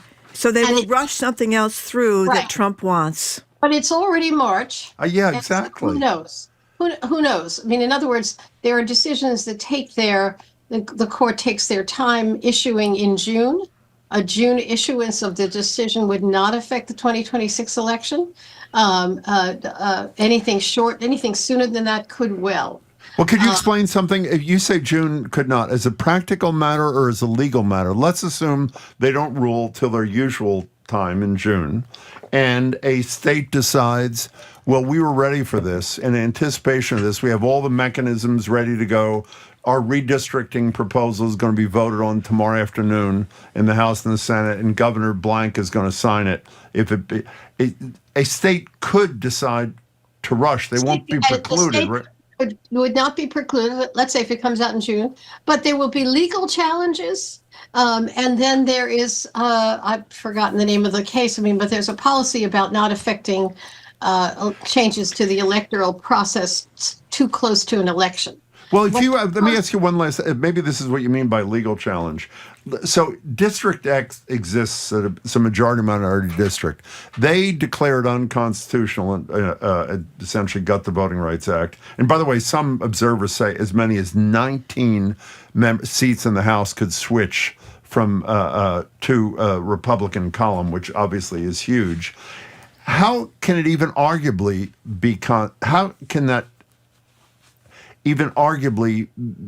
be rushed, I'm arguing against myself now, into November of 2026, when there's some people in the new district who say, I would have run, but I didn't have an opportunity to run because the deadline passed before the Supreme Court to file, right? Yeah? So that there would be, as I said, there will be legal challenges. And the principle I'm thinking of is the Purcell principle, which keeps a court from changing election rules during the period of time just prior to election, because that could confuse voters. Now, that could apply to the Supreme Court now, and that could also apply to changes in June. So the further along it gets, the less likely it would be to challenge 2026 election results. But one other thing, and this is not in my area of expertise, but there are those who have said that, in fact, the Republicans have outsmarted themselves. Meaning? Because many of the changes, the redistricting, actually have benefited Democrats. And that then, apart from the Voting Rights Act, with respect to other changes, redistricting, that has actually not been a net gain for the Republicans at all. So if the Supreme Court is reading the tea leaves, which they are not supposed to do, this case will come out in the usual course and not any sooner. So that isn't. I hesitate to even ask you, but I can't help myself. I can't wait. So Judge Roberts is not at all chastened by the fact that as soon as he basically said there's no more racism in voting, we don't have to worry about this, then all these southern states started to change the rules to make it more difficult for minority people to vote. So he hasn't, what was that, 10 years ago, 2013? I think it was 13, yeah. So he's not at all chastened by what he saw after that, I guess. He just thinks this is fine. Right. No, he believes and has said that the way to stop discriminating on the basis of race is to stop discriminating on the basis of race. Yeah. Okay. I'm reminded of a time when I was a baby lawyer, and somebody was challenging jury selection because the jury selection, the prosecutor kept on challenging black jurors. And this is actually not something I did, but a lawyer by the name of Henry Owens did. Oh my God. I saw his great trial with the nurse, Deborah Smith, that was killed on Commonwealth Avenue. Yeah. He challenged the discriminatory practice of challenging black voters. And he went up to the sidebar with the judge, and he said to the judge, the prosecutor is challenging only black voters and not white voters, and that violates the Constitution. And the judge literally said to him, would you keep your voice down? It was like, shh, don't say that out loud. And that's what it seems to me the metaphor is for Roberts, which is, the only way to stop discriminating against blacks is to stop discriminating against blacks. It's as if you highlight the discrimination, you're doing the discrimination, which is extraordinary. And that's why, he has been against the Voting Rights Act from the time he was a young lawyer until now. For me, as I said, the issue is the scope of that decision. And the issue will be the timing of that decision. By the way, in a parallel, it's very safe to take your ship through the Strait of Hormuz, other than the fact that Iran is firing weaponry at the ships that try to go through. Before you leave here, Nancy Gertner, there's a rumor that you were hanging out with a former Trump lawyer the other day. Is there any truth to that, or what? There was an American Bar Association panel. That's what I went out to California to be on. And the panel consisted of a number of very high-profile lawyers. One gentleman who had been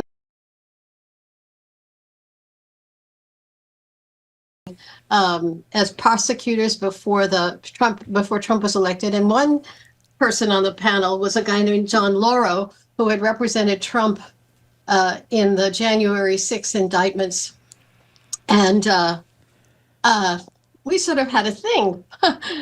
He was going on about how the changes to the Department of Justice make politicizing it, making everyone swear an oath to Trump, bringing cases that Trump wants to have brought against his political enemies, that all of this was in response to Trump having been prosecuted. And he went on and on about when you were prosecuted in the way that Trump was, of course he would try to do these things. And I made a very simple point. The point was, Trump may well have lots of criticisms about the way he is dealt with, but that doesn't justify fracturing American democracy. That's what I said, and that's what was quoted. It doesn't justify what he has been doing. In fact, something else about that, Jim, which I think we have talked about on this program. If Trump had been prosecuted, if you recall Mitch McConnell of the Senate, after the second impeachment failed, he said, this is not going to be the subject of an impeachment, but let the criminal legal system take its course. Yes, right. If Trump had been prosecuted in February during the Biden administration, the outcome would have been different. And no one would have said that prosecution was illegitimate.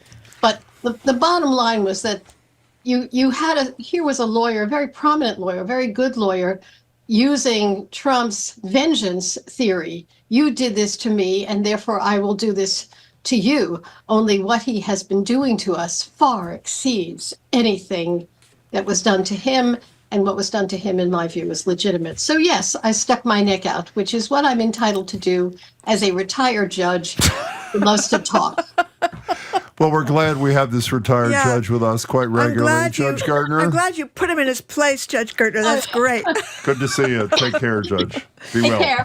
Thank you very much. We have been speaking with retired federal judge Nancy Gertner, a senior lecturer at Harvard Law School and a BPR contributor. Coming up after this quick break, we're going to talk about the continuing fallout of the Boston Symphony Orchestra's decision to get rid of music director Andris Nelsons in a very kind of classless way. The musicians are coming out with statements of support. Jim and I will talk about it a little bit more after this break. I'm Marjorie Egan. He's Jim Browdy. You're listening to BPR 89.7 GBH, streaming at youtube.com/GBH News.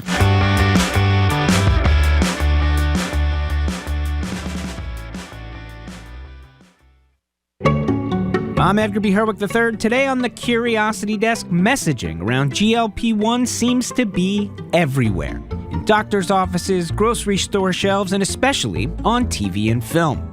We'll explore how representation of different body types impacts mental health, and if the GLP-1 boom in Hollywood is having an impact on regular people looking to take the drug. That's the Curiosity Desk, today at 1 on GBH 89.7. Support for our programs comes from you. And the Cape Cod Foundation, committed to building resources to support community life on Cape Cod, including environmental conservation, arts and culture, and community development. Learn more at capecodfoundation.org. And GM Roth Design Remodeling, providing custom kitchens, bathrooms, and accessory dwelling units. Their design team works to create living-in-place solutions tailored to the needs of each home and family. More information at gmroth.com.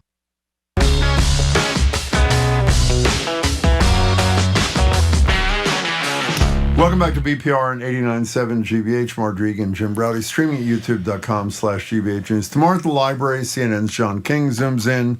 Sports Authority, Trenny Casey, on the heels of this incredible soccer weekend with the women's team at Gillette. And Phil Lang is with us. He's the GM of the T and the interim or acting Secretary of Transportation, joins us for Ask the GM on Friday. We're going to continue, as we promised, to update you on the situation at the Boston Symphony Orchestra, both because we have respect for the BSO and great respect for a man we've had on the show many times, both as a performer and a human, Anders Nelsons, whose done, if everything stays as it is, after Tanglewood season next year. So, one of the reasons we're doing this is because I have to say, I don't know if the musicians have been incredibly courageous here, Well, one of them, the principal flute player, talking about being, Laura McGee, talking about being devastated, heartbroken, angry, and incredulous. And so many of these musicians have spoken out in this way. A great potential, a great personal risk, by the way. Absolutely. One of the things that's interesting is that in a New York Times story, the management there at the BSO has said this was not sudden. That, in fact, they say they were negotiating a quiet exit with Anders Nelsons since September. Well, what's sort of interesting is we spoke to the head of the BSO and Anders Nelsons in that very same month in September, and it doesn't sound to me like this was a conversation you had when you're negotiating a quiet exit. The voices you'll hear are mine, Chad Smith, who's the head of the BSO, and Anders Nelsons, the now dismissed music director. Again, September, the same month that they said they were discussing his exit. Here it is. How are you two doing together?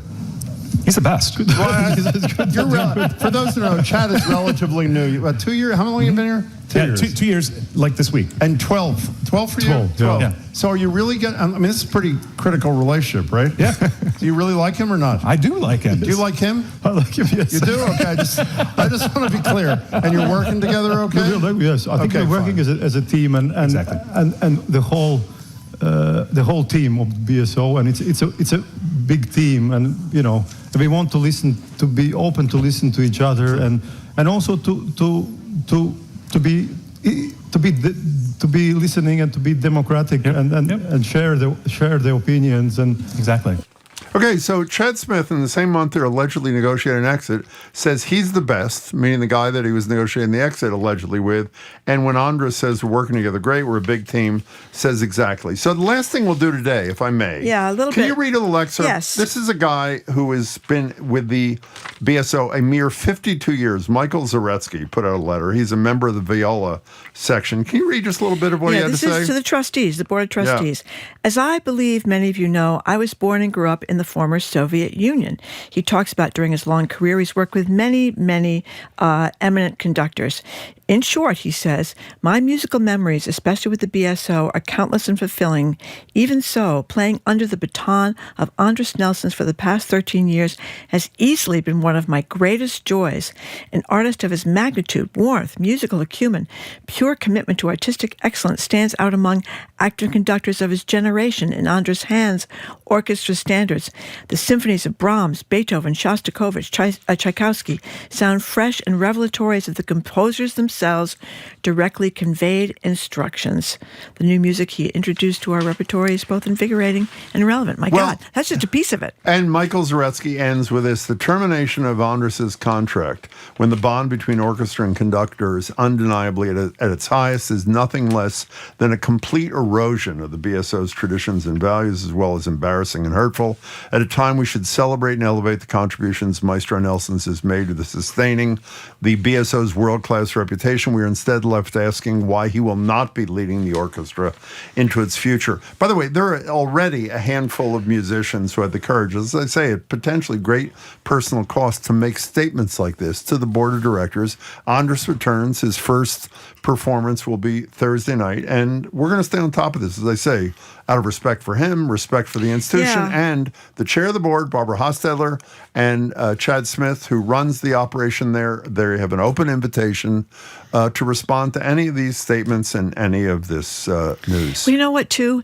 With all the bad stuff that's going on in the world right now, there are a few institutions you kind of think are above the fray that you have enormous respect for, especially if you grew up here. My mother was a musician. I mean, she idolized the BSO. It was like, they were up in heaven somewhere. This is a bad time to look like you're kind of nasty and maneuvering and sneaking around like everybody else. You know what I mean? Whose judgment also matters most? The people in the orchestra who I think essentially unanimously have expressed unhappiness and support for the maestro who has been dismissed. So we'll stay on this. We'll hopefully get to the bottom. We'll hopefully talk to management, and hopefully Andres will join us soon too. Okay, coming up after this quick break, we're going to open the lines at 877-301-8970 to get your thoughts on the state of the arts. You can throw in your feelings about the BSO if you want to. Also, Timothy Chalamet would agree, given his comments about ballet and opera, not to mention the Oscars last night. Did you watch it? Do you care? Are you tuning out fine arts? Are you tuning out movies, as in movie theaters? You're leading into traditions now more than ever. I'm Marjorie Egan. He's Jim Browdy. This is BPR 89.7 GBH, streaming at youtube.com/GBH News.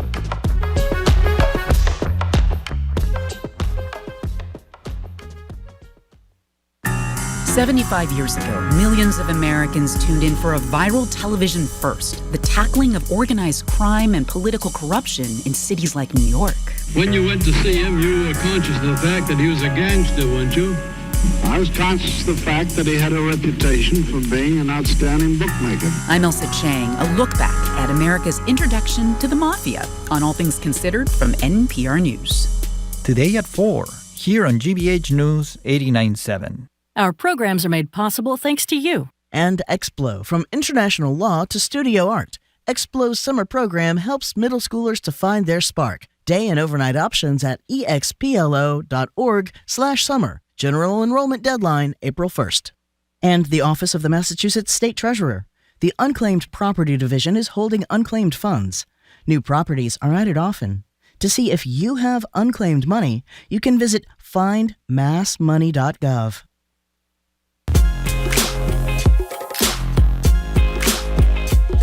Welcome back to BPR 89.7 GBH. Marjorie Egan, Jim Browdy, streaming at youtube.com/GBH News at the library tomorrow with John King, Trenny Casey, and a whole bunch of other people. Last night, the opulence of the Oscars was on full display on the red carpet on ABC Broadcast TV, hosted by Brookline boy, Marjorie, Conan O'Brien. That's right. But a handful of actors. I thought he did a great job. I thought he was quite good, too. But a handful of actors and filmmakers took their time in the spotlight to get overtly political, like Javier Bardem presenting the award for Best International Feature Film. No to war and free Palestine. There's actually a lot more applause than Barbara Streisand got last night. We'll get to her in a minute. Or Norwegian filmmaker Joachim Trier, whose film Sentimental Value won Best International Film. Here he is highlighting the words of James Baldwin. All adults are responsible for all children, and let's not vote for a politician who don't take this seriously into account. Good for him, too. So we're opening the lines to talk about the arts and their role in modern life on the heels of a certain Chalamet's quip about opera and ballet. And the local news here we've been talking about with the dismissal of Andres Nelson's at the BSO. Are the fine arts losing their appeal for modern audiences? Is Chalamet right? Is unscripted reality TV, short attention span from social media to blame? And where do you stand on artists, actors, ballet stars, operas, performers, etc.? Speaking about politics, 877-301-8970. Let's play what Timothy Chalamet said during this CNN Variety town hall event, where he said, even though apparently members of his family, I know his mother and maybe even his sister. He's a ballet performer. Yeah, with the New York City Ballet. But they must have been happy with him. But anyway, he said his controversial ballet opera comment. Here he is. I admire people, and I've done it myself, to go on a talk show and go, hey, we got to keep movie theaters alive. You know, we got to keep this genre alive. And I don't want to be working in ballet or opera or, things where it's like, hey, keep this thing alive, even though no one cares about this anymore. All respect to the ballet and opera people out there. What a little a-hole. All respect to the ballet and opera people out there, even though no one cares about this anymore. By the way, even if that were true, and we'll hear from listeners what they think, how disparaging of his colleagues who perform in ballet and opera. Like, shut up. His mother. And his mother, right. Screw you, Mom. Throw you right under the bus. And I believe his sister, too, but I'm not sure about that. I know his mother. But he's not without a point, in a sense. I mean, I think a lot of people do not rush to the opera as they used to, or the ballet. They're expensive. Classical music is not cherished the way it once was. Who needed to hear? What was the point of him saying, except gratuitous unkindness to other people in the arts? Well, I think he's making the point that he doesn't want to have to beg people to go to the movie theater. Well, he doesn't want to have to beg people to go to the ballet. Can I quote of course, somebody? When you do go to the ballet, you think, oh my God. I mean, a lot of people go to the Nutcracker Suite. That makes them all the money for the year at the Boston Ballet. But when you go to that or any one of their other ballets, it knocks your socks off. I mean, well, it's so exactly the point I was going to make. Let me quote the man for whom there was a celebration we went to Saturday night, Brian O'Donovan. Yep. What's his most famous quote, Marjorie? Live music is where it's at. And it is. And let me tell you, and I've said this a million times in the air. For example, if you were to say to me before I met Andres Nelson's here a bunch of years ago, how do you feel about the symphony? I'd say, well, it's fine for others. As soon as I went and you see the players live, it's true. Live music is where it's at. It's a whole different live experience. dance is where it's at. And then it transfers out of the hall. But it's gratuitous and garbage. Before we take calls, what do you think of the Oscars? I know you thought Conan O'Brien was great. I thought Conan O'Brien did a great job. It's not easy to do that. I think they went up to the line about talking about the war, talking about Trump without going over the line. It wasn't like, we got a lecture like we did from Michael Moore years ago when he stood on the stage. And remember, people started booing, actually, when he was going on and on about war. So I think it was too long. It's much too long. And you know what else? You stayed up till the end? Well, I recorded it so I could fly through. Why don't we have what Conan had to say about Timothy Chalamet's comment? Here is host Conan O'Brien. Security is extremely tight tonight. I just got to mention that, I'm told there's concerns about attacks from both the opera and ballet communities. They're just mad you left out jazz. That's a pretty good line, actually. Yeah, okay, but you know something? I've never liked opera. I like one opera, Madame Butterfly. Well, you know what? I didn't like opera until I went. Visitors. You know why? Yeah. Because live music is where it's at. Okay, but some people, opera is not. It's too much. The Italian is too much. It's like Wagner. They're too much. Let me ask you something, Marjorie, because I think you're missing my point here. Let me try this one more time. Jim? So you're not crazy about opera, for example. No, We've been on the air 27 years. Mm-hmm. How many times in the middle of a conversation have you said, you know what? I don't know why anybody goes to opera. It's a dying... How many times have you said that, like little Timothy Chalamet? Well, little Timothy Chalamet was making the analogy between people going physically to movie theaters. Yeah. And people may not be going to... Well, they're not going to movie theaters as some much people as they think he used to. lost an Academy Award because of those stupid statements. But most of the voting was done before his stupid statements. The right guy won that. Michael Jordan, that everybody said was... Michael B. Jordan, excuse me, who has played not one but two people in Sinners, and one battle after another sort of captures what's going on in to some degree in the United States. How about that great line, that comedian Kumail Nanjiani, is how do you say his name? He said all the films should be shorter. He said one battle after another, for example, would just be called One Battle. That was good. And then he gave a whole bunch of films under the title. You know what they should stop doing? What? They should stop having the presenters make jokes. I was so embarrassed for these people. Terrible. They're not jokes. Terrible. It's almost as if the writers say, I want to embarrass big stars with these stupid... By the way, I want to make sure we're pronouncing Chalamet properly. Do you have any advice for us? Anybody back there? Timothy Chalamet. I got it right. Timothy Chalamet. I got it exactly. I heard it. I heard it the first time. Thank you very much. Okay, let's take some calls. You can talk about the Oscars. You can talk about whether you agree with Timothy Chalamet that ballet and opera are essential, whatever he said, dead and all that sort of... By the way, I have to say, he doesn't do much for me. What do you think about him as an actor? I mean, Timothy I know Chalamet? He seems to be the hottest property right now. Timothy Chalamet. I know, that's who it is, right? Did you see Marty Supreme? No. Neither did I. I couldn't get excited about ping pong, and everybody said they were so anxious by the end of it. Really? They had to go home and, relax for like an hour and a half. I like the guy that was in Frankenstein. He was also in Wuthering Heights. I know why, because he's really good looking. He's really, He is almost really good every looking. actor is really good No, looking. he is really good looking. Yeah. But Wuthering Heights. I have no idea what his name. Wuthering Heights. Wuthering, not whatever. Withering Heights, Marjorie. Wuthering Heights. I have difficulty saying it. Okay, let's go to Nina on the road. What do you think, Nina? Hello. Well, the person I'm blocking, I'm not blocking the arts. I'm blocking Timothée Chalamet. Good. What an ignorant little idiot. And, Beautiful. He's dating a Kardashian. All they do is sell schlocky stuff that by the time you get it in a package at home, it's A, obsolete, and B, badly made. I mean, really. And the benefit of all of this is that the arts are actually doing well. The Opera House is filled. The Boston Ballet is sold out, as Jared has said. Is it? And a number of other Good. it is sold out. And this is why people hate Hollywood. Shut your mouth. That is exactly where I am, by the way. Shut your little mouth. Nina, that was an excellent, excellent phone call from beginning to end. Thank you very much. Although the Metropolitan Opera in New York City is one exciting place to go for an evening out. That's pretty impressive. Let's go to Harris in Arlington. Hi, Harris. Hi. Well, I just wanted to say that I'm a high school student and I'm taking an opera class. Actually, I'm not singing, but learning about the history of opera. Wow. Yeah, and I think.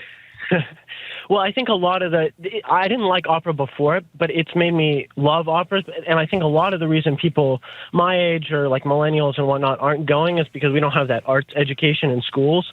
Like opera is so much more varied, ballet as well, than, people stereotype it to be. So I feel like if we educate kids or high schoolers or young people on like what opera actually is, they might want to go because, there's beautiful plot lines, there's amazing music, like it's dramatic, That was fabulous. That was beautiful. By the way, obviously that's a one of those called when you're not a mandatory course. What are they called? Elective. Elective. Why'd you decide to take that course, Harris? Well, it was taught by my favorite teacher, but also I actually saw one opera on one of our school trips. I saw Madame Butterfly that's in New York. Okay, that's an exception to the rule. I love that. And you loved it? Total tearjerker. Well, they're all total tearjerkers. Harris, you loved it? Yeah, I loved it. It was amazing. I mean, I like Puccini. He's my favorite, but... Yeah. Hey, Harris, call us again. That was excellent. Thank you very much for the call. He made that's about a soldier point. in World War II that abandons Madame Butterfly over there. And it's very sad. You know what Harris's point... Of course, they're all very sad. They're all dying of tuberculosis. Harris's core point was you got to educate. When you grab kids young about the arts, he was educated. It's also, Jim, to be fair, some people like jazz, some people don't. Some people like indie folk, some people don't. Some people like opera, some people don't. It's not just ignorance. It's preferences in the kind of music you like. He indicted Do you like the heavy whole... metal? I don't like heavy metal. So there you go. Let me tell you, if Timothée Chalamet didn't like heavy metal, I would like heavy metal. That's my position on heavy metal. He's just a little jerk is the point. And you're essentially defending. Do you know this? You're defending this guy. I'm not well, defending. You are by I'm saying, saying... there's some truth. And what? No, that's not the issue. The issue is gratuitous unkindness to people who are striving. Okay. Most of the people in the industry are not loaded, right? I think his point was he didn't want to have to drag people into the theater who didn't want to go. Yeah. Are you related to Timothée Chalamet? He sent me a nice text about my superior performance here on Boston Public Radio. Okay. Now, anonymous texter said, skills. What about puppetry? Jim and Marjorie puppets are reviving. And actually, at Ryan Landry's brilliant performances, how about the puppetry? We met the puppeteer after the Christmas show. You have no idea what I'm talking about. They're puppets of us. I know the puppets of us. And after the show... Somebody stole them. No, that's different. That was the puppets a listener made. Oh. The puppets... Oh, from Ryan Landry's show. The Gold Dust Orphans have done. And then Puppeteer was nice enough to introduce herself. That's right. She was wonderful She was afterwards. great. By the way, let me be clear for those who are not watching you do. Marjorie has no idea what I'm talking about. Yes, I do. She doesn't know who Ryan Landry is. She doesn't know what the puppets are. The Nothing. puppet shows the Christmas show. I thought you were talking about the wood-carved puppets. Yeah, Ryan made of us a few years ago. Either stole them or lost them, and he's blaming us as much as we love Ryan Landry. Matt and JP. Hi, Matt. We're talking about the arts. Hello there, Matt. Hi. Hey, good afternoon. Jim, I did not know that you were bilingual. I'm so impressed. Whoa, Timothée Chalamet, is that what you meant? Chalamet. Exactly. Thank you for that, Matt. I can't believe, Jim, that you're actually as worked up as you're acting right now. I think you are strawmanning him a little bit on this. I am. I honestly heard that his sister and his mom were professionals in the fine arts. Mm-hmm. That he loves and respects the fine arts, but he's coming from a place of thinking like, I don't want to have to struggle. I don't want to have to work to be a waiter on the side. I want this to be a popular form of entertainment, like vaudeville or. Well, why didn't he just say that? Why did he have to put down two other art forms rather than just saying exactly what you said, Matt? I would have been totally wonderful with that. My guess is he's better as an actor than maybe an extemporaneous speaker. Well, but that's he's possible. Actually, I've come around. I didn't think anything of him. Have you seen the SNL clip where he makes fun of rappers? No. No. Is that pretty good? You have to watch it. It is laugh out loud. It's with Questlove, the drummer from the Roots. Oh, he's who does, great. You know, the late He's night great. stuff Yeah, now. of course. It is laugh out loud funny. So, Matt, what'd you think of him as Bob Dylan? I thought he was really good. Astounding. Yeah, And I thought that's so the too. thing is, if you go back 5-10 years, people were not 10 years, 6 years. People were like, his name was a joke. It was a stand-in for an unserious actor, and then he comes out with the Bob Dylan movie and the other stuff. I mean, he really is striving. Like, he's striving. You said, Jim, that his family was striving, but he's striving. Matt, you're an excellent caller. That was terrific. He told us Call last year, again. didn't he Thank tell you. us last year when he wanted to be remembered for his greatness or something like that? Who said One of that? Timothy Chalamet. No, I said that. Actually. No. He said it. He said it Joke. last year at one of these events. I'll find it here making somewhere. a joke. You'll find it here somewhere. You know, Martin Marlon Brando wasn't the nicest guy either. You know, that was like our What's generation. got to do with anything? Actors, a lot of them are jerks. So because a lot of them are jerks, you excuse Chalamet, even though that caller did a fabulous defense of Chalamet a minute ago. Something else is going on with you and him. I'm telling you. I don't know what it is, but you're so kind to other people in other professions, and you're essentially excusing his slighting all these people. Here's what he said last year. Who? This was Chalamet's Pursuit of Greatness speech at previous year's Actor Awards when he declared he wanted to be remembered alongside sportsmen like Michael Jordan and Michael Phelps, as well as the acting giants. So there you go. He's got ambitions, Jim. Okay, fine. 877-301-8970. Jessica in Reading. What do you think, Jessica? Hi, my name is Jessica Beasley, and I am a former ballet dancer. I'm on the faculty of a pre-professional ballet school in Reading, and I'm the mother of two dancers. One is old enough to be an aspiring professional dancer. Wow. And what I see from my children and the children who I teach who feel like my own children is that they travel the world. They work 5 hours a day. They give up parties and traditional school, some of them, and vacations, as do their families. And they learn so much about the world and history through their education. Ballet and opera and so many fine art forms, as well as more contemporary forms of art, are really mediums for understanding the world, understanding history, and understanding each other, and having to work together with each other. And so I just would like to say to those who are critical of it, you don't have to join us. You can stay and do whatever you do in Hollywood if that's valuable to you.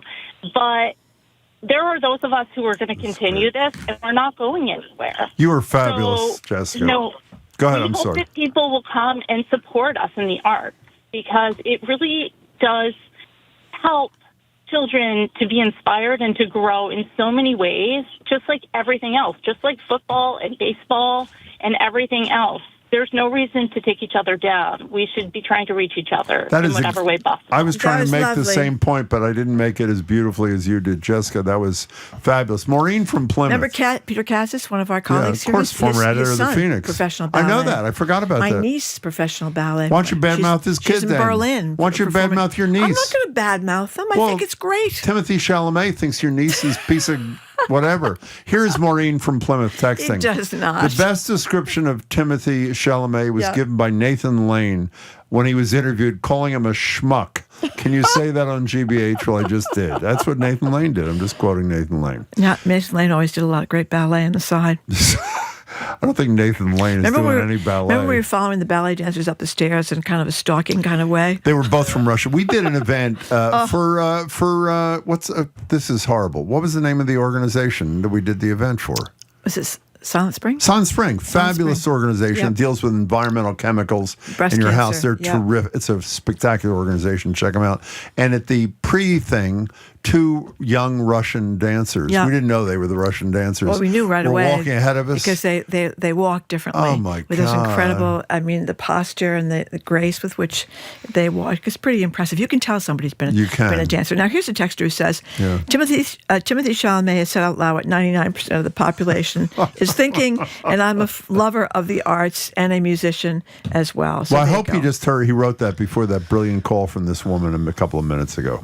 Yeah. Yeah. Well, no. Marjorie's niece is on the line, is very upset with Marjorie defending Timothy Chalamet. With the ballet over there. How do you feel Pretty about impressive. what he said? He's talking about her, essentially. You know he's talking about her. No, he's not. He's saying that it's not, people aren't, now apparently if the Boston Ballet is sold out every year, that I'm wrong about that, but I think it's more of a struggle to get people to the opera and the ballet and to classical music more of a struggle at because of Symphony him. Hall, because things are different. They change. Let's squeeze in one more quick one. Anna and Newton, it's you. Hi. Jim and Marie, I have so many feelings about this, but I'll try to stay focused. I work in the live performing. This is a horrible thing, Anna. Anna, we you have a can't hear horrible you. connection, and we're done. This is horrible. Going to Cosmic Opera show this weekend. We can't hear you. Wait, Hey, Anna, we apologize profusely, but your connection is atrocious. So send us a text, and we'll read it tomorrow. He's a dancer. Edgar's a Lindy dancer. That's true. How do you feel about that little do you feel schmuck, disrespected as as a Nathan Lindy Lane said? dancer by Timothy Chalamet? Is he insulted you too? No. I mean, listen. The thing with it, first of all, it's his opinion, and I don't think it's wrong that a lot of people sort of think the same thing. Your thing is your thing. Highbrow, Your thing lowbrow. is your thing. You know, highbrow, lowbrow. It's fine. In all honesty, Okay, what's Lindy dancing? Is it highbrow or lowbrow or midbrow? It was no brow. It was street dance. It was like people who were not trained, who happened to be amazing dancers, who invented. You know, it's inventive. And over the years and the decades since, we've sort of, you know, people have kind of put names to it or have taught it in a more regimented way. But at its core, it's Can just. we see pictures of you dancing on YouTube? He's another one. Obviously, I'm not has a gonna say Timothy anything about Chalamet. that. Can we turn to another much? Did you say has a Chalamet connection? You must have, just like Marjorie. They both have before you- mustaches. Before Very you tell us about the suspicious. show, we talked at the top of the show about the Yeah. O'Donovan tribute celebration Oh, it's Saturday night. great. How great was you? Were there too? I mean, obviously, at it the was BSO, incredible. at the It Symphony was Hall. moving. It was joyous. I mean, it was. I mean, when you think about Brian O'Donovan, what an indomitable spirit he had, and he had this way of being, you know, kind of deep and emotional and light all at the same time, and somehow that evening captured that spirit, which I think Totally. was the greatest thing about it. And It was just a beautiful. beautiful, beautiful night at Symphony Hall. So there are no pictures of you, Lindy, dancing on YouTube? I cannot confirm or deny. Oh, we have to Marjorie. look those up tonight, Jim. Check it out. Okay, so I assume What's you're on the trying to show? get Timothy Chalamet on your show, but not we've today. been working on it, but we couldn't get Chalamet Okay. today. No, we're gonna. Well, listen. What are you doing today? We're gonna. One of the things we like to do on Mondays is we do something around America 250, and occasionally we like to look at revolutionary music, as we say. And I'm not talking drum and fife, just any musician in American history that you could argue was revolutionary. And today we're going to be talking about Sister Rosetta Tharpe. So speaking of Lindy dancing, she had one foot in gospel, then in the swing era in the 40s and 50s, but also you could argue you do not have rock and roll without her. She's way too Timothy Chalamet underappreciated. just tweeted, I don't Chalamet give a hates her, damn about though. Rosetta Tharpe. That's what he All right, just well, said. now he's on my you-know-what list. Okay. We'll be listening. Thanks, Thank you Edgar. very much, you. Edgar. Thank you all for listening to another edition of Boston Public Radio 89.7. We have a podcast, Boston Public Radio. You can keep up with us by way of that. If you hadn't had enough, or check out our TikTok page.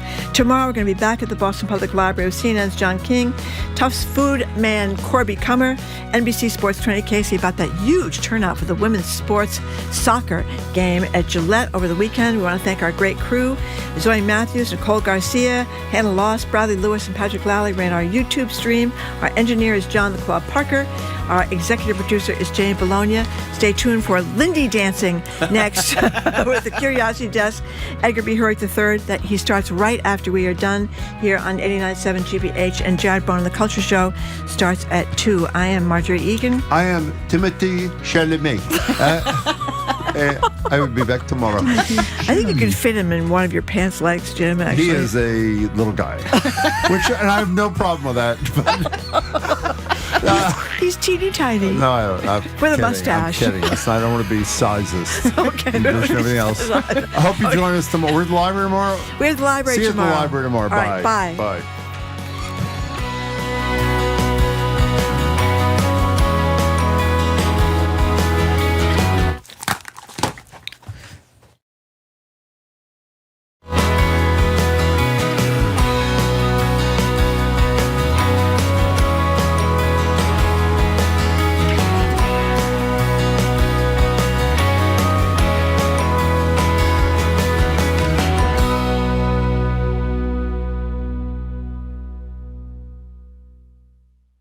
From the stories of centuries past to discoveries that will define our future, How Did We Get Here's, how-tos, and more.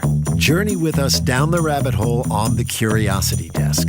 Coming up next on GBH 89.7. Support for GBH comes from you. And the Museum of Fine Arts, presenting Framing Nature, Gardens, and Imagination. This new exhibition of beloved and never-before-seen treasures centers gardens across time, place, and cultures. More at mfa.org. And Gentle Giant Moving and Storage Company, offering local, long-distance office and piano moving with 23 locations throughout New England and across the country. More information at gentlegiant.com. You're listening to 89.7 WGBH HD1 Boston. Online at gbhnews.org. GBH News. What matters to you? I'm Edgar B. Hurwick III. Today on the Curiosity Desk, the GLP-1 boom has woven its way into many parts of everyday life. Advertisements on TV and social media, food brands adapting to new dietary restrictions, and no shortage of celebrities slimming down at dramatic rates. We'll look at what impact that trend in Hollywood is having on regular people looking to take the drug. Then, all that snow, today's downpour, how are we still in a drought? Meteorologist Dave Epstein breaks down what droughts are and aren't, and why we remain in one despite seemingly prodigious precipitation. Plus, we revel in the uniquely American sound and story of Sister Rosetta Tharpe. It's all ahead this hour on the Curiosity Desk.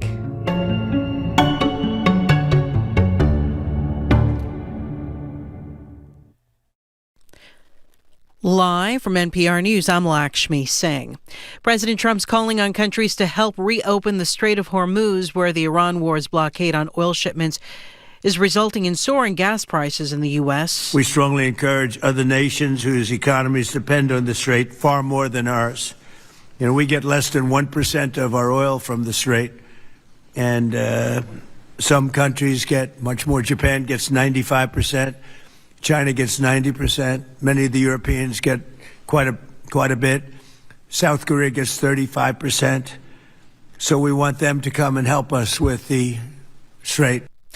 President Trump's convening the Kennedy Center's Board of Trustees this afternoon. According to reports, this meeting involves a vote on plans to close the Performing Arts Center for 2 years of renovations. Over the weekend, a federal judge ruled that Democratic Congresswoman Joyce Beatty of Ohio had to be given access to details of today's meeting and allowed to participate and register her opposition. President Trump will sign an executive order this afternoon launching a whole-of-government approach to tackling fraud. The president announced the effort in his State of the Union address last month NPR's Deepa Shivaram reports. Trump tasked Vice President J.D. Vance with overseeing the task force that will look into fraud on the federal and state level. In an interview with Fox News, White House Press Secretary Caroline Leavitt specifically mentioned tackling fraud in states like New York and California, both led by Democrats. We're going to turn every page to find and identify this fraud, to prosecute the individuals who are engaged in it. This will be, again, a whole-of-government effort. Vance has also been tasked with looking into fraud in Minnesota, another Democrat-led state. Last month, the administration suspended Medicaid payments to the state until they came up with a plan to tamp down on fraud. Deepa Shivaram, NPR News, the White House. An Afghan man who served alongside U.S. forces has died in ICE custody. NPR's Quill Lawrence reports he was in the U.S. legally with a pending asylum claim. Mohammed Nazir Pakhtiwal served alongside American special forces in Afghanistan, according to documents seen by NPR. He helped U.S. troops for over a decade. In 2021, Pakhtiwal fled Afghanistan with his family because the Taliban were threatening to kill Afghans who had collaborated with the U.S. Since then, Pakhtiwal had been living in Texas with his wife and 6 children. A family statement says last Friday he was taking his kids to school when federal agents in unmarked cars surrounded Pakhtiwal and drove him away. He complained of breathing problems and was given medical attention, according to a statement from ICE, but the next morning he was pronounced dead in a Dallas hospital. ICE says the cause of death is under investigation. Quill Lawrence, NPR News. At last check on Wall Street, the Dow Jones Industrial Average was up more than 400 points. This is NPR News. Good afternoon. With the latest from the GBH Newsroom, I'm Henry Santoro. National Weather Service has put Massachusetts under both a wind advisory and a flood watch until 8 a.m. tomorrow, St. Patrick's Day. Forecasters say winds will whip up across Massachusetts as it is flooded with heavy rainfall. The flood watch has already started. The wind advisory begins at 2 this afternoon, just about an hour from now. Watch for sustained winds up to 35 miles per hour, with gusts up to 65 expected. The high winds could also lead to power outages, and on Cape Cod, the Steamship Authority has waived cancellation fees both for today and for tomorrow. The 4 members of the Massachusetts State Police charged in connection with the death of Enrique Delgado Garcia in a training exercise in September 2024 will face a judge for the first time next month. Mass Live reports the arraignments in Worcester Superior Court are scheduled for Lieutenant Jennifer Penton and Troopers Edward Rodriguez, Casey Lamonte, and David Martinez. All 4 members are charged with involuntary manslaughter and other charges. All 4 were relieved of their duties and suspended with pay while the criminal cases are pending. The 25-year-old Delgado Garcia died a day after becoming unconscious during a boxing training exercise at the State Police Academy in New Braintree in September of 2024. Bruins in New Jersey, Celtics host the Suns at the Garden tonight. 58 degrees in Boston. This is GBH News. Support for NPR comes from NPR stations. Other contributors include United States Postal Service, dedicated to putting reliability at the core of USPS Ground Advantage to help businesses operate smoothly. More at USPS.com/Ground Advantage.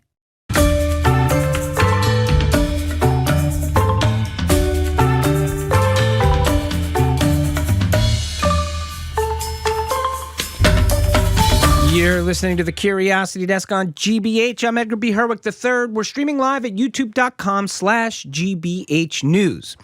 Now, if it feels like everyone around you is either on a GLP-1 or talking about it, you are not imagining things. GLP-1 drugs have exploded in popularity, especially on the TV and film screen, and it leaves a lot of us wondering, is this a medical revolution, or are we seeing an acceleration or new pressure to be thin, or is it both?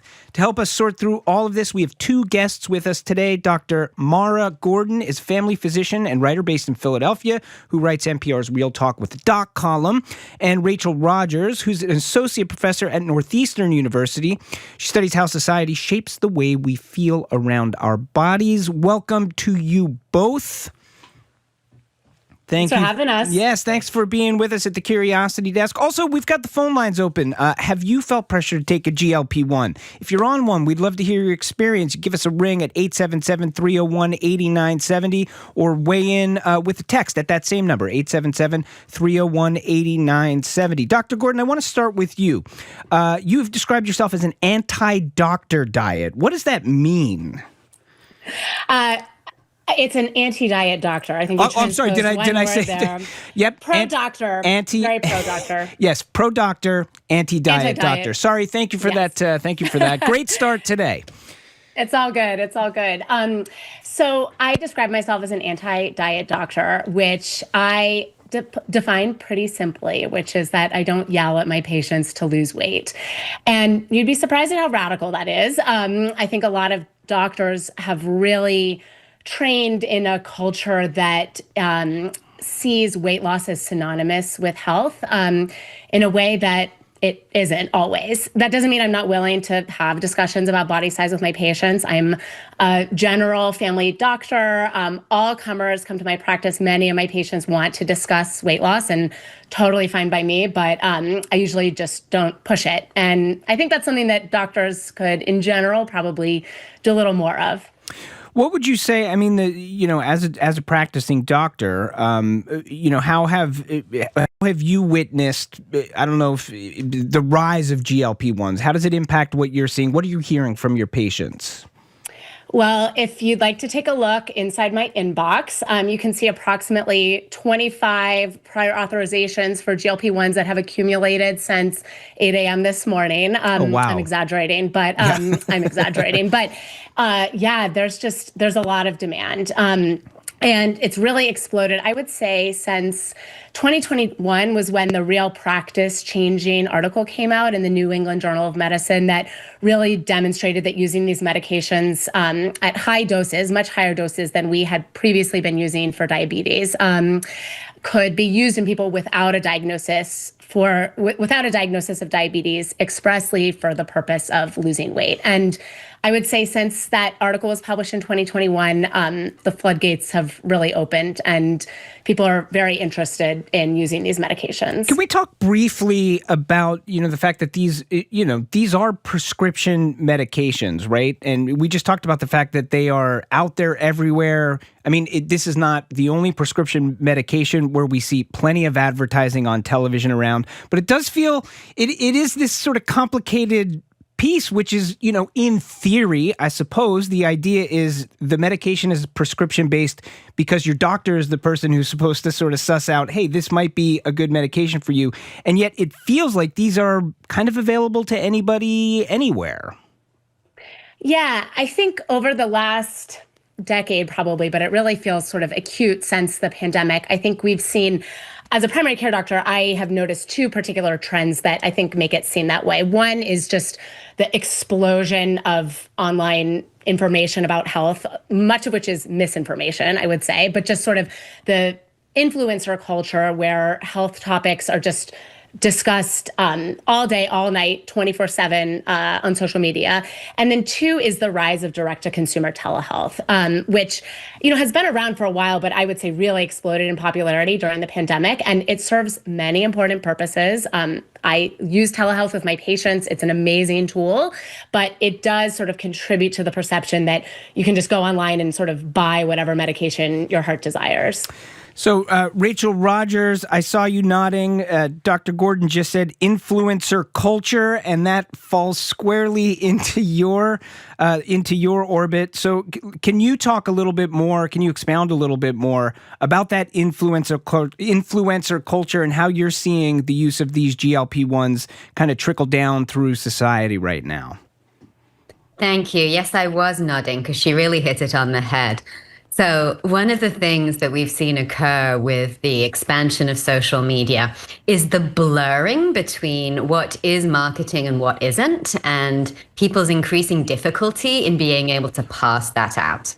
This is, of course, particularly the case for younger people, but even adults and older people. And so what we see on social media is some content that is very clearly commercial branding and advertising, some content that is explicitly labeled as being product placement, sponsorship, influencer marketing, and some content that just falls in that gap where there's a person who has a large following who's clearly promoting something because they're popular and they're using this product, but it's not clearly signaled that this is in some way financially advantageous to them. And so it's not read as an advertisement. Right. And I think this really increases the pressure because there's a parasocial relationship that starts to occur with that person who seems relatable, who seems like you, who's using this cool new medication, and therefore probably I should too. So, you know, when you use the word pressure, what is that pressure?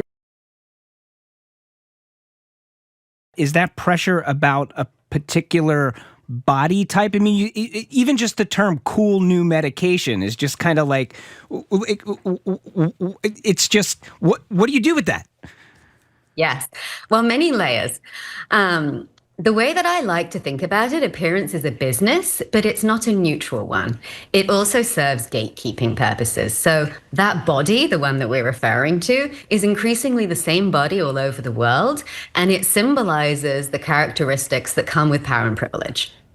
So we want to look that way because we know that it gets us good things in society because of the biases that are endemic, that are ones Dr. Gordon was talking about when she's saying that everyone's pushing other people to lose weight. So there is pressure. There is pressure that comes from these images, and there is pressure from the knowledge that some bodies get better treatment in life than others. And when we talk about pressures, when we talk about image, you know, I could be wrong here, but it does seem like right now we're in a period where skinny is back, in a way of saying it. The look of skinny is back. I think back to the 90s and 2000s when that was pretty trendy look. There, you know, being thin was in. It seemed like we went through a period where that was less the case, and now it sort of feels like that is creeping back. And I wonder what role GLP-1s have in this. I'd actually like both your take on this. We'll start with you, Rachel. Sure. I think skinny's never been out. I think there are other things that come and go, like the focus on looking androgynous versus very skinny and feminine, or looking toned and skinny. I think there's also changes in whether it's socially acceptable to be trying to be skinny or looking as if you're trying to be skinny. And we're at a period in time where it is now acceptable again to say, oh, I'm trying to be skinny. Mara? You know, as a primary care doctor, I feel like my field of medicine has really come to kind of blur the experience that Dr. Rodgers is talking about, right? This sort of social pressure to have a body that fits into a hierarchy of bodies, right? To have a body that's associated with power and privilege. With that experience, one, and two, which is a more distinct and more narrow experience of having what we call in medicine adiposity-based chronic disease. Wait, can you say that? Stop again. Say that again. Say that 10 times fast. Just one time slow. Adiposity-based chronic disease. Okay, and what does that mean? So it's a term that those of us who, you know, the doctors are increasingly using to replace the term obesity, because obesity is defined by a certain BMI, a BMI of 30 or above. And doctors increasingly agree that BMI has a ton of limitations when it comes to sort of assessing our patients' health. And so adiposity-based chronic disease is a way of acknowledging that adipose tissue, that's fat tissue in the body, particularly adipose tissue in our internal organs, right? We call that visceral adiposity, that it can contribute to disease. It can contribute to diabetes. It can contribute to cardiovascular disease risk, but that's not the same thing as, one, having a BMI of 30 or above, or two, having that sort of cultural experience of feeling like your body is fat and feeling like your body doesn't fit into those norms that Dr. Rodgers is talking about. And these are all distinct things. And as a doctor, I want to really narrowly focus in on the adiposity-based chronic disease, because that's what GLP-1s work really well for. They're great at treating that. They are not great at fitting your body into the, you know, hierarchies that are sort of misogynistic and racist beauty standards have made the norm. Rachel, again, you're nodding vigorously, so weigh in here. I am. Dr. Gordon is saying exactly what I would have said. The weight neutral approach that she adopts is entirely the one that I adopt. I love this idea of the hierarchy of bodies. That's exactly what I was trying to say, with the fact that some bodies are elevated, they get given space, and other bodies are not. I think the point that's being made about how this is a medication and is therefore best targeted for that visceral adiposity that is really the place where we see disease coming from rather than appearance is a very important one, and perhaps not one that we hear enough in cultural discourse. Well, so we have a comment from Sophie on YouTube who says, because weight loss helps with so many other conditions, arthritis, cardiac, I'm surprised they aren't prescribed more. As you're talking about, Dr. Gord, this is a medication. We know that we know these GLP-1s are very good at attacking other things, like you say, diabetes. It could be an effective treatment. But just as you were talking about the sort of line between marketing and suggesting, or marketing and saying this thing works great and be cool, it feels to me like there's something with GLP-1s in a way that maybe doesn't happen with other medications. Maybe it's just the nature of the fact that it is something that alters the appearance in such a way, in such a hot button issue as weight, which is a very complicated thing in our society. But it feels like that line has been blurred between like its impact on medication, its impact as a medication, and what it can do for your look, that maybe complicates the situation for somebody who needs or wants to use it as medication, because so many people are adopting it. It seems to be used maybe not as a medication, but as a weight loss drug.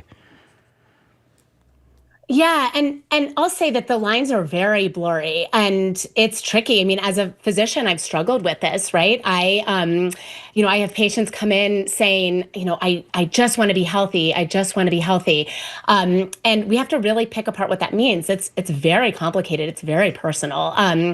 And I'll say that I have many patients who have enormously benefited from using GLP-1s. I prescribed them my entire career. They've been FDA approved since 2005. The class of medications has been. So they're not new medications. I think what's new is this idea of expressly taking a medication for the purpose of shrinking your body so that it can fit into these really rigid beauty norms that, as Dr. Rodgers so eloquently said, are really not always about health and are often about body hierarchy. Rachel, can you talk a little bit about the sort of darker side of I don't think even fixation is the right word, that maybe be too strong, but to a certain level, a fixation on appearance or weight and like even if something like a GLP-1 is helping you attain those quote unquote healthy goals, the downside, what can happen to your mental health if you're trying to achieve that with too much robustness, shall we say? Yes. Well, as we know, weight and health are two different things, as Dr. Gordon was just saying. Although people can be motivated to lose weight for health reasons, I think before GLP-1s came along, one of the consequences for mental health was disordered eating, as people made increasingly large attempts to change a body shape that we know is majoritarily genetically determined. So there's a certain extent to which you can change the way you're just built to look, but that's a quite narrow margin compared to what we told it is. So disordered eating, depression, low self-esteem, anxiety, definitely appearance dissatisfaction. These are all severe mental health outcomes that we see happening from this fixation on appearance. Plastic surgery that's used to excess is another one of them, excessive and driven exercise. All of these behaviors that in moderation and in another mindset maybe can be part of a lifestyle that promotes sustainable health, but that when done only with the goal of changing your appearance or losing weight and very rigidly and excessively become quite harmful. Listen, and the other thing, go ahead. Sorry. No, please continue. I was just going to add that one of the things that we don't know about GLP-1s, of course, is really what their effects on mental health are going to be, because we don't have enough data. There hasn't been long enough since these drugs have been so readily available for us to be able to understand what that's going to look like. And to me, that's another very important area to keep an eye on. You listen to the Curiosity Desk on GBH. We're talking with Dr. Mara Gordon and Northeastern Professor Rachel Rodgers about the GLP-1 boom and its impacts on mental health, on body image. The phone lines are open. Give us a call at 877-301-8970. That's 877-301-8970. 8970. Have you felt pressure to take a GLP-1? If you're on one, we'd love to hear about your experience. Has the boom in GLP-1s impacted your body image? 877-301-8970. Dr. Gordon, again, I saw you nodding when Rachel was talking about some of the unknowns about long-term impact on mental health. From where you sit as a doctor, what do you think of that? Yeah, we're really seeing this is really uncharted territory, as Rachel said. And, I think my patients' experiences are as diverse as my patients. I have some patients who say unequivocally they've been life-changing medications. They help patients get more active. Their, diabetes is in regression. Their liver inflammation is in regression. They can be really, really powerful medications. And I always try to emphasize that because, I have some skepticism, but it's not about using them for people who have, as I said, who have adiposity-based chronic disease, right? They're game changers, and I'm very grateful to the researchers who developed them. I think what can be trickier is people who are taking them to treat body shame, right? And that's not a diagnosis, right? That's a hard thing to parse out, and it's hard to argue with it, right? They're FDA approved for anybody with a BMI of 30 or above, right? So that's the majority of my patients. That's the majority of Americans. And so I've seen that patients sometimes find that the medications are not doing that difficult work of, how can I be gentle to my body? How can I be kind to my body? What does it look like to live in a body that I'm not constantly at war with? Those are tough questions, and GLP-1s are not very good at treating those questions. We got a comment from Jane in Boxborough who asks, and this is kind of on what you're talking about to a certain extent, simply, are there dangers if people take GLP-1s and don't need them? That's a good question. We still don't really know. I would say that typically for patients who are at a so-called normal BMI, I typically don't recommend them. I will use them at low doses for people who have a so-called normal BMI and have a diagnosis of diabetes. And that's longstanding considered best practices in diabetes care. And we typically see that people just don't lose these dramatic amounts of weight, but that they can be very helpful medications for getting blood sugar under control. But I am worried about some of the long-term mental health consequences, and particularly in folks who have history of disordered eating. I don't think we really know yet. And I really approach with caution and try to do, try to sit down with my patients and sort of explore their goals and say, what is it that you're hoping for? And do we really think that this medication is the best way to achieve it? We're going to go to the phone lines right now. Mahesh in Boston, welcome to the Curiosity Desk. What do you got for us?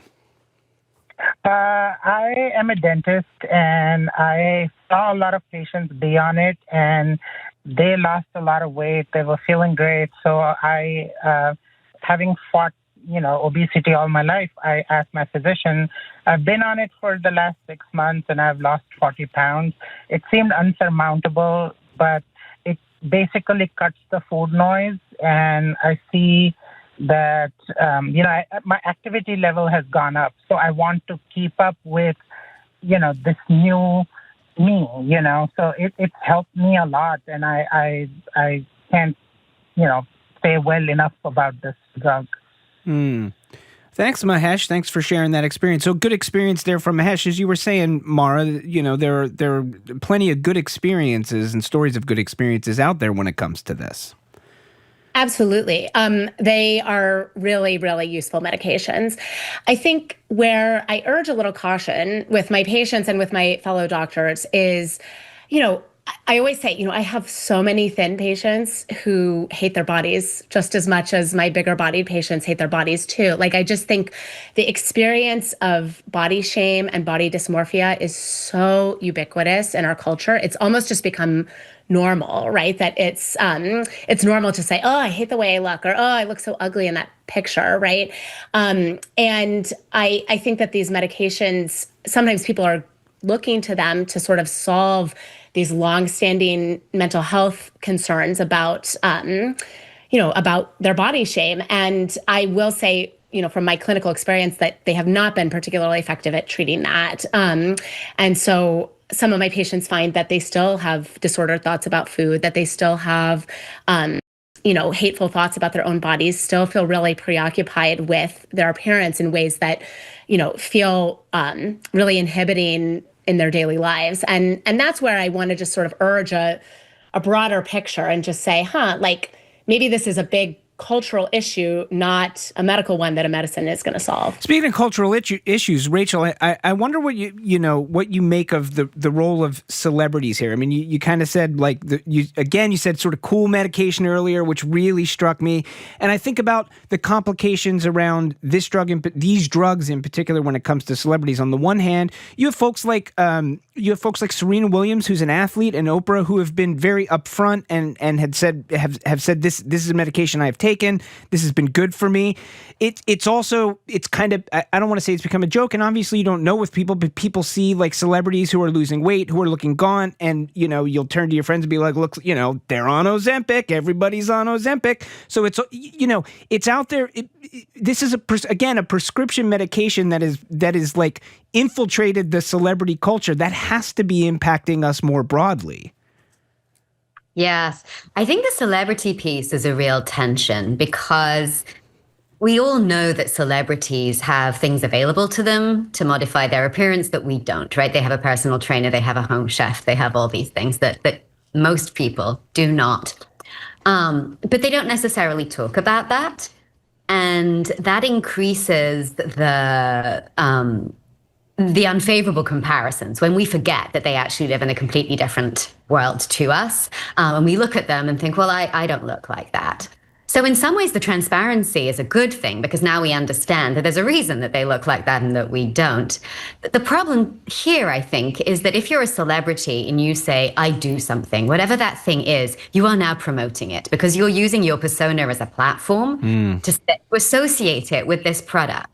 You're in a coffee advertisement. You are endorsing that coffee. This is the same thing. Yeah. We're going to go to the phone lines right now. Jennifer in Jamaica Plain. Welcome to the Curiosity Desk. Oh, hello. I called in because I get a lot of pressure from patients to prescribe these drugs, even though I have alternatives that are cheaper and will work pretty well. And Jennifer, you're a doctor yourself. Yeah. Sorry to cut you off. You're a doctor yourself? Sure. No, I'm a psychiatric clinical nurse specialist. So in that role, I prescribe a lot of medications called atypical antipsychotics, which can increase your risk for metabolic changes like adult onset diabetes and high cholesterol. So I have ways of managing that so people don't have that side effect, but people want the GLP-1s, even though there are cheaper methods to help prevent that problem. And I also have people who have eating disorders asking for them even though their weight is normal. And what do you do in that case, Jennifer? How do you handle that? I try to let them know that there are other options. You don't have to go for this medication that has lots of side effects too. So there are other medications that are cheaper, such as metformin, that can help decrease the risk for insulin resistance, increasing exercise, which is never fun to tell people that, or changing their diet. But all those things require a little bit more work, I guess. All right. So that's part of the problem there. Thanks for the call, Jennifer. Mara, Dr. Gordon, I wonder just broadly, do you, as a doctor, I don't want to talk about individual patients, but do you get pressure to prescribe these medications? Do you feel that same thing? Oh, yeah, of course. I was just seeing patients this morning and had multiple conversations about GLP-1s. I mean, it's ubiquitous. I think when a patient comes in and is asking about GLP-1s, I typically start the conversation by asking what their goals are. right? And I'll say, what are you hoping to achieve? And this can be a really emotional process. Body size, food, eating are all profoundly emotional and fraught topics in our culture. And we have a lot of ambivalence about all of these things in our culture, right? We are obsessed with food and we also hate food. We show love through food, and it's also a source of intense shame and self-hatred. So I think I try to work through some of those questions with my patients, and I find that often what is at the heart of their desire to lose weight is around getting active, right? So I hear a lot like, I want to be able to keep up with my kids, or my knees hurt and I used to love, walking on the river trail with my spouse, which can be deeply emotional conversations too. And we find that often sort of setting incremental goals about physical activity is a good way to start achieving those goals. And GLP-1s can be adjunctive in those cases. But like I just, keep hammering home the point that GLP-1s are really good at a narrow range of medical things, but they don't fix everything in your life. And we're so obsessed with fat phobia in our culture, right? Like we're just so obsessed with being skinny that people conflate the two. They say, oh, I need a GLP-1 because my marriage is falling apart. And literally people say this to me, or, oh, I need a GLP-1 because I feel tired. And I'm like, it doesn't give you energy. It doesn't fix your marriage, right? It fixes your blood sugar, right? It fixes inflammation in your liver. So they're really good, but really narrow. I feel like we're just scratching the surface on this, but we are out of time. Thanks to everybody who called, and my thanks to Dr. Mara Gordon and Northeastern Associate Professor of Counseling Psychology Rachel Rodgers about the GLP-1 boom and its impact on body image. This is a topic I am sure we will return to here on the Curiosity Desk. Thank you both. Thank you. Just ahead, we'll chat with GBH meteorologist Dave Epstein about why we're still in a drought, even though if you look outside, it kind of looks like we shouldn't be. This is the Curiosity Desk on GBH. Don't go anywhere.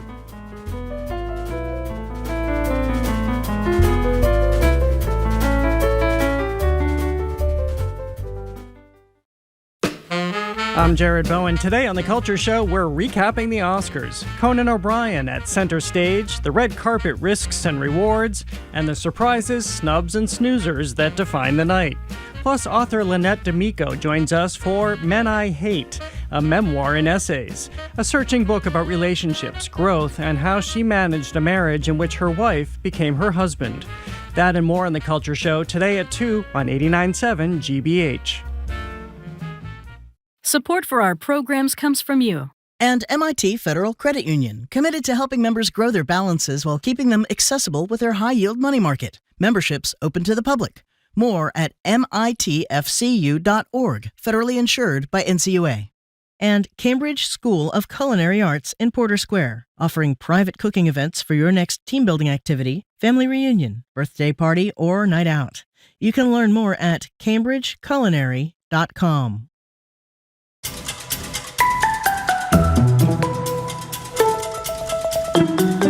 You're listening to the Curiosity Desk on GBH. I'm Edgar B. Herwick III. We're streaming live at youtube.com/GBH News. I don't know about you, but when I woke up this morning, I was like, oh man, it is so gray and rainy outside. I do not want to get up. And yet, apparently we need the rain. Massachusetts snow piles have only just melted. I think there's few out there still kind of hanging on. But even with the heavy rain today, Massachusetts apparently is still in a drought. Last week, state officials announced that several counties are in a more severe drought level than they were just a few months prior. So here to make sense of all of it is the one and only meteorologist for GBH, Dave Epstein. Hello, Dave. Edgar, good to be here. So what is going on here? We're in a drought? Yeah, I got to be careful, first of all, because I don't want to disparage the state or the feds for putting us in the drought. And it depends on how you look at it, right? And that word drought conjures up a lot of stuff. Like, what do you mean we're in a drought? There's no leaves on the trees. Nothing's growing. How can we be in a drought, right? And that's what I think most people think. So there's different types of drought. And the word, if you sort of look it up, it's just an extended period with below average precipitation. And we're in an extended period of below average precipitation.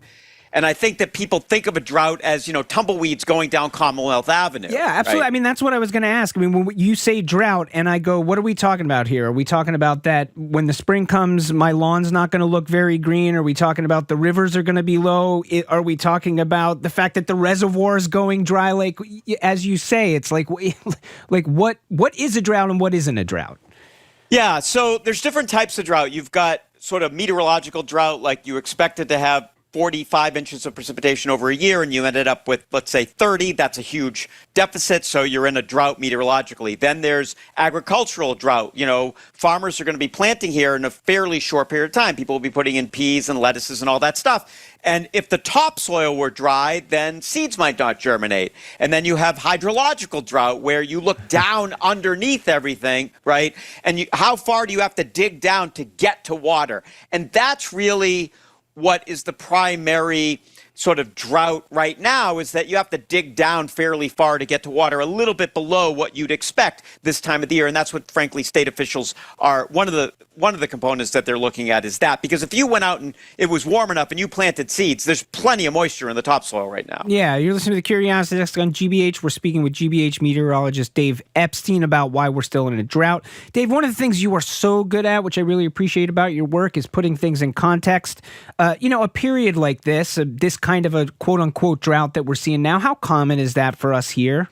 Yeah, it's super common. If you look over the course of, the past several decades, you go back to the 1940s, 30s, even further back, we've definitely seen drought. As a matter of fact, a drought that we had in the 1960s was far worse than anything we've really seen. The difference now with droughts as they occur in, say, 2026, 2030, 2040, is that the climate's warming up. So less precipitation, say, in 1965 would not have occurred in as warm of an environment. So the exact same deficit of precipitation in 1965 will have looked really different than the exact same deficit now, because we're warmer, more evaporation, more stress on plants, more stress on trees. So that's another confounding factor in all this, is that we're warming up. And so droughts behave differently now than they did 50 years ago. When you, as somebody who really kind of understands the complexities of weather systems and terminology, like when you see news like this, when you sort of see that we are in a drought, when you see that a couple of areas of the state have been kind of upgraded to a quote unquote more serious kind of drought, of those things, like what do you think, hey, this is the thing I'm really looking out for? This is the piece of information buried inside of this information that is really something that I'm going to say, like, this is worth paying attention to. Yeah, I honestly think for the majority of people going about their day-to-day lives, this is a complete non-issue. Because for the majority of people, we're not running out of water. Yep. You're not watering your lawn right now. Your garden isn't growing at the present time. And frankly, the trees and everything have enough water that they're going to leaf out and it's going to look like spring and all of that. I think that if this were to continue, say, April, May, June, and we really started going to a big deficit of precipitation, which, again, is pretty unlikely for a bunch of reasons, but then you start getting into who's going to be impacted, like what individual is going to be impacted, and then you get into, like, somebody with a well. If their well dries out a little bit in these periods, they might have some issue, right? So somebody's showering and they just don't have the water. And then there's certain municipalities in the state that put on bigger restrictions for their residents. You can't wash your car, right? You can't fill a pool. And so those restrictions that get put on from town to town, they are different, can impact a different individual in frankly a different way, right? So one person in, say, community A can fill their pool. Community B, they're not allowed to use the water. And so that's a big difference. I gotcha. But that's still something we're not quite there yet, it sounds like, in terms of this drought. No, we're not there yet. And frankly, the word gets some buzz, right? It's like polar vortex. Exactly. Bombogenesis, right? Bombogenesis. It's coming. Right? What is it? I don't know. And so it's one of those words that, like, oh, we're still in a drought. And so the media loves to go, we're in a drought. Yeah. And then, like, let's use this as a headline. And then people kind of yawn and roll their eyes. And that's like, give me a break, right? Yeah. So what you're telling me is it is okay for me to be upset that it is raining today, and I can wish for the rain to go away. We don't need it that badly just yet. Well, I don't know if I'd go that far, right? Like, we do need the rain. You definitely want the ground to be fairly saturated by the end of March and April, because we do traditionally dry out, early June, July, it is dry. Our precipitation can go, 7, 10, 14 days without any rainfall. So the more we have kind of in the bank this time of year, the better off we're going to be as we get further along. And what's interesting is we could be out of a drought, but then not rain for a week. And it's harder on people trying to plant than it is right now. So it's this is what I mean. There's all sorts of different ways to look at this. Well, it sounds like we don't know what's going to happen, but when we find out what is going to happen, we will once again turn to you, Dave. Thank you very much for being with us. Always a pleasure. All right, we've been speaking with GBH meteorologist Dave Epstein about how droughts work and why we're still in one. Sister Shout. We're going to learn about the revolutionary music of Sister Rosetta Tharpe, an early guitar heroine of rock and roll. This is the Curiosity Desk on GBH. Stay with us.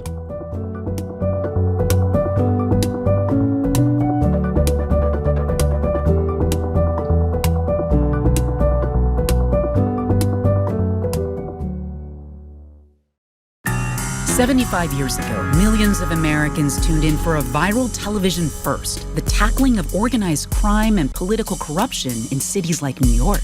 When you went to see him, you were conscious of the fact that he was a gangster, weren't you? I was conscious of the fact that he had a reputation for being an outstanding bookmaker. I'm Elsa Chang, a look back at America's introduction to the mafia on All Things Considered from NPR News.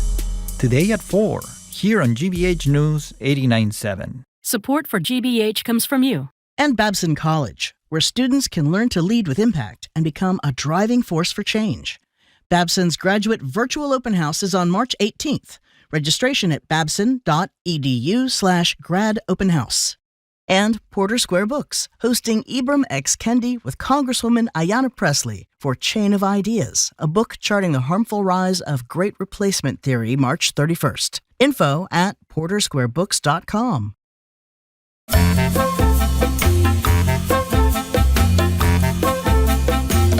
You're listening to the Curiosity Desk on GBH. I'm Edgar B. Herwick III. We're streaming live at youtube.com/GBH News. When you're talking about the rock and roll revolution, a few famous names usually come to the fore. Chuck Berry, Little Richard, Elvis Presley, Buddy Holly. There's a bunch more, but there is one too often left out. Sister Rosetta Tharpe. She was a unique artist, a child musical prodigy. For a period, she spent her days singing in churches and her nights in the clubs. Her audience spanned demographics like no other. Her vocals were powerful, and she could shred on the guitar. Now, despite her enormous influence over generations of musicians who came after her, her story remains somewhat undertold. Well, here to share some of that story with us now, the story of this revolutionary American musician, is Gayle Wald, a professor of American Studies at the George Washington University and author of Shout, Sister Shout, the untold story of rock and roll trailblazer Sister Rosetta Tharpe. Welcome, Gayle. Great to be here. Thanks for having me. Yeah, thanks for being with us. We're going to start. We've got some music lined up for this segment, and I just want to get right into some. So we're going to start with a tune here, which is from early in Sister Rosetta Tharpe's career. This is Rock Me. She's 23 years old, I think, when she releases this recording, and she's already lived quite a life to get to this point. So we're going to hear a little of this tune, talk about the tune. Maybe you can fill in some of her background for us, but let's get some music. But before this time, another year. Oh, my life may all forsake me, and death may overtake me. But if I am with him, I have no need to fear. You just hide me in thy bosom, and the storm of life is over. Oh, rock me in the cradle of thy love. All right, Gayle, go to work. Tell us about this song. It's all there in the way that she sings "Rock Me." So Rosetta Tharpe is a woman who has just recently come north from Miami, Florida, where she had been married to a preacher. She had spent her life growing up in the Pentecostal church, a denomination called the Church of God in Christ. And she has been making music publicly within the church context for her entire life. But partly because of an unhappy marriage, she escapes to New York City And she finds herself, signed to a record contract and appearing on some of the prominent stages in New York City at the time in the late 1930s. This is a song that she would have been singing in church. The traditional lyrics are something like they're addressed to God, something like "Hold me in your bosom, God," about a loving God. She sings "Rock Me in Your Bosom." It's one of those little changes, and it kind of makes the song have a slightly different feel, and all of a sudden she has a hit record on her hand. I wonder how big of a deal is the fact that she's sort of taking music out of the church and putting it in a secular context at this point. I think about that movie. I think about the movie, the Ray Charles biopic Ray, right? And he does this, this same thing, this idea of melding stuff, this music that's coming out of a church context, and it's so scandalous when he does it, at least in the film, and I think to a certain extent in history. This is like a decade prior to that, I think, or close to a decade prior to that. Is it a big deal that she's doing this? It's more than a decade before. It is a big deal. It's a big deal partly also because she's a woman. But women, anyway, there is disappointment in her church. There's disappointment that she didn't always change up the lyrics to her songs, but what she was doing is she was recording them and making them available for secular consumption. You wouldn't have to consume it in the context of church or in the context of faith. You could just consume it because it was fun music to tap your toe to, which it certainly was. So she did encounter resistance. And the thing that's different about Rosetta Tharpe than about a Ray Charles or even a Little Richard is that Rosetta Tharpe always had it both ways. Ray Charles kind of moved, people would cross back and forth over the line, or Little Richard, famously made rock and roll and then decided that he would just make Christian music. Rosetta Tharpe kind of tried to do both at the same time. She didn't want to be limited by that binary between the sacred and the secular. She argued, and other people did too, that souls needed saving everywhere and the music was for everyone. And it helped that she came out of a church that welcomed the sounds of secular music into it. So that was different about the Church of God in Christ, unlike some more mainstream Protestant denominations where people would sing hymns and it was a little bit more formal. In the church she grew up in, it wouldn't have been unusual to hear drums, horns, tambourines, and guitars, and women and girls could also play them. So she had the advantage of being trained in a context where she was learned to hearing all the music as like kind of the music of the church, and therefore it was easy for her to cross over. You're listening to The Curiosity Desk on GBH. We're talking with GW professor Gayle Wald about the life and legacy of Sister Rosetta Tharpe. I want to fast forward about 6 years ahead in her career. She's now 29 years old. We're going to hear a little bit of a cut from the cut "Strange Things Happen Every Day," which is her biggest charting single in her career. Let's hear a little of it. All we hear church people say, they are in this holy way. There are strange things happening every day. On that last great judgment day, when they drive them all away, there are strange things happening every day. Every day. Every day. Every day. All right, let's talk about this song, and let's talk about how popular she got. Yeah. So she was always popular, but this song, it's really hard to get like data on. They didn't keep track the way we do today. But this was a popular song. It was a song, it came out in 1940. On the surface, a song about like hypocrisy in the world. There are strange things happening every day. Sometimes you hear preachers saying this and they're doing another thing. But it speaks to kind of maybe a moment in the world that everyone can, in 1946 after the war, that everyone can relate to the strangeness of the world. There are strange things happening every day. And in fact, one of the cool things about this song, and you also can hear like the beginnings of rock and roll absolutely in the song. Right? Absolutely. It's like it's not that swing band thing. It's not a big ensemble. You hear the bass line from an upright bass. You hear this kind of boogie woogie piano playing care of Sam Price. So it swings in a way.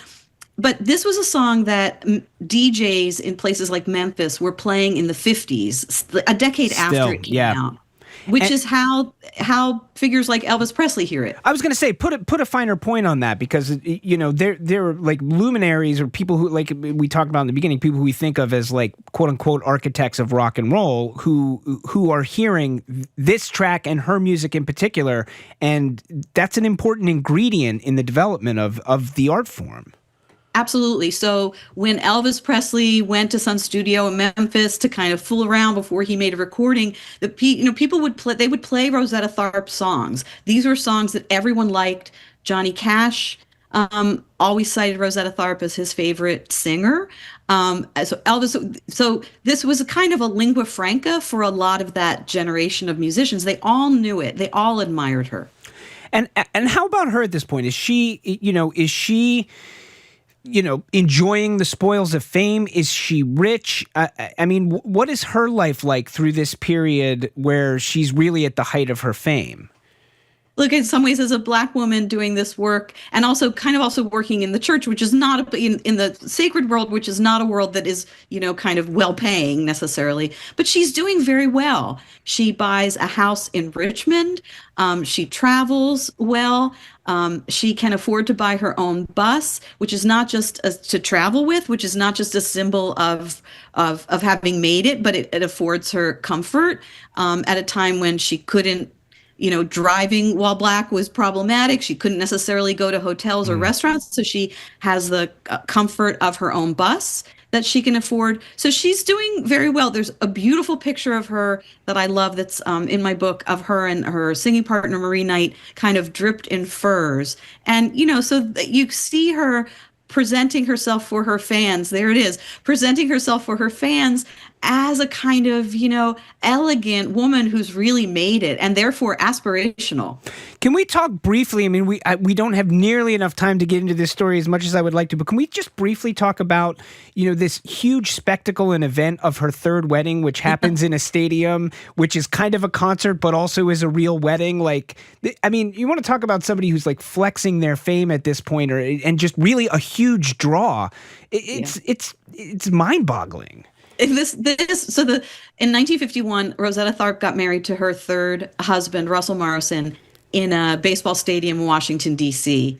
And it was billed as the greatest wedding ever produced, and fans bought tickets to go see her get married. She had musicians come and be her best men and best women in the bridal party, and she played guitar from the outfield.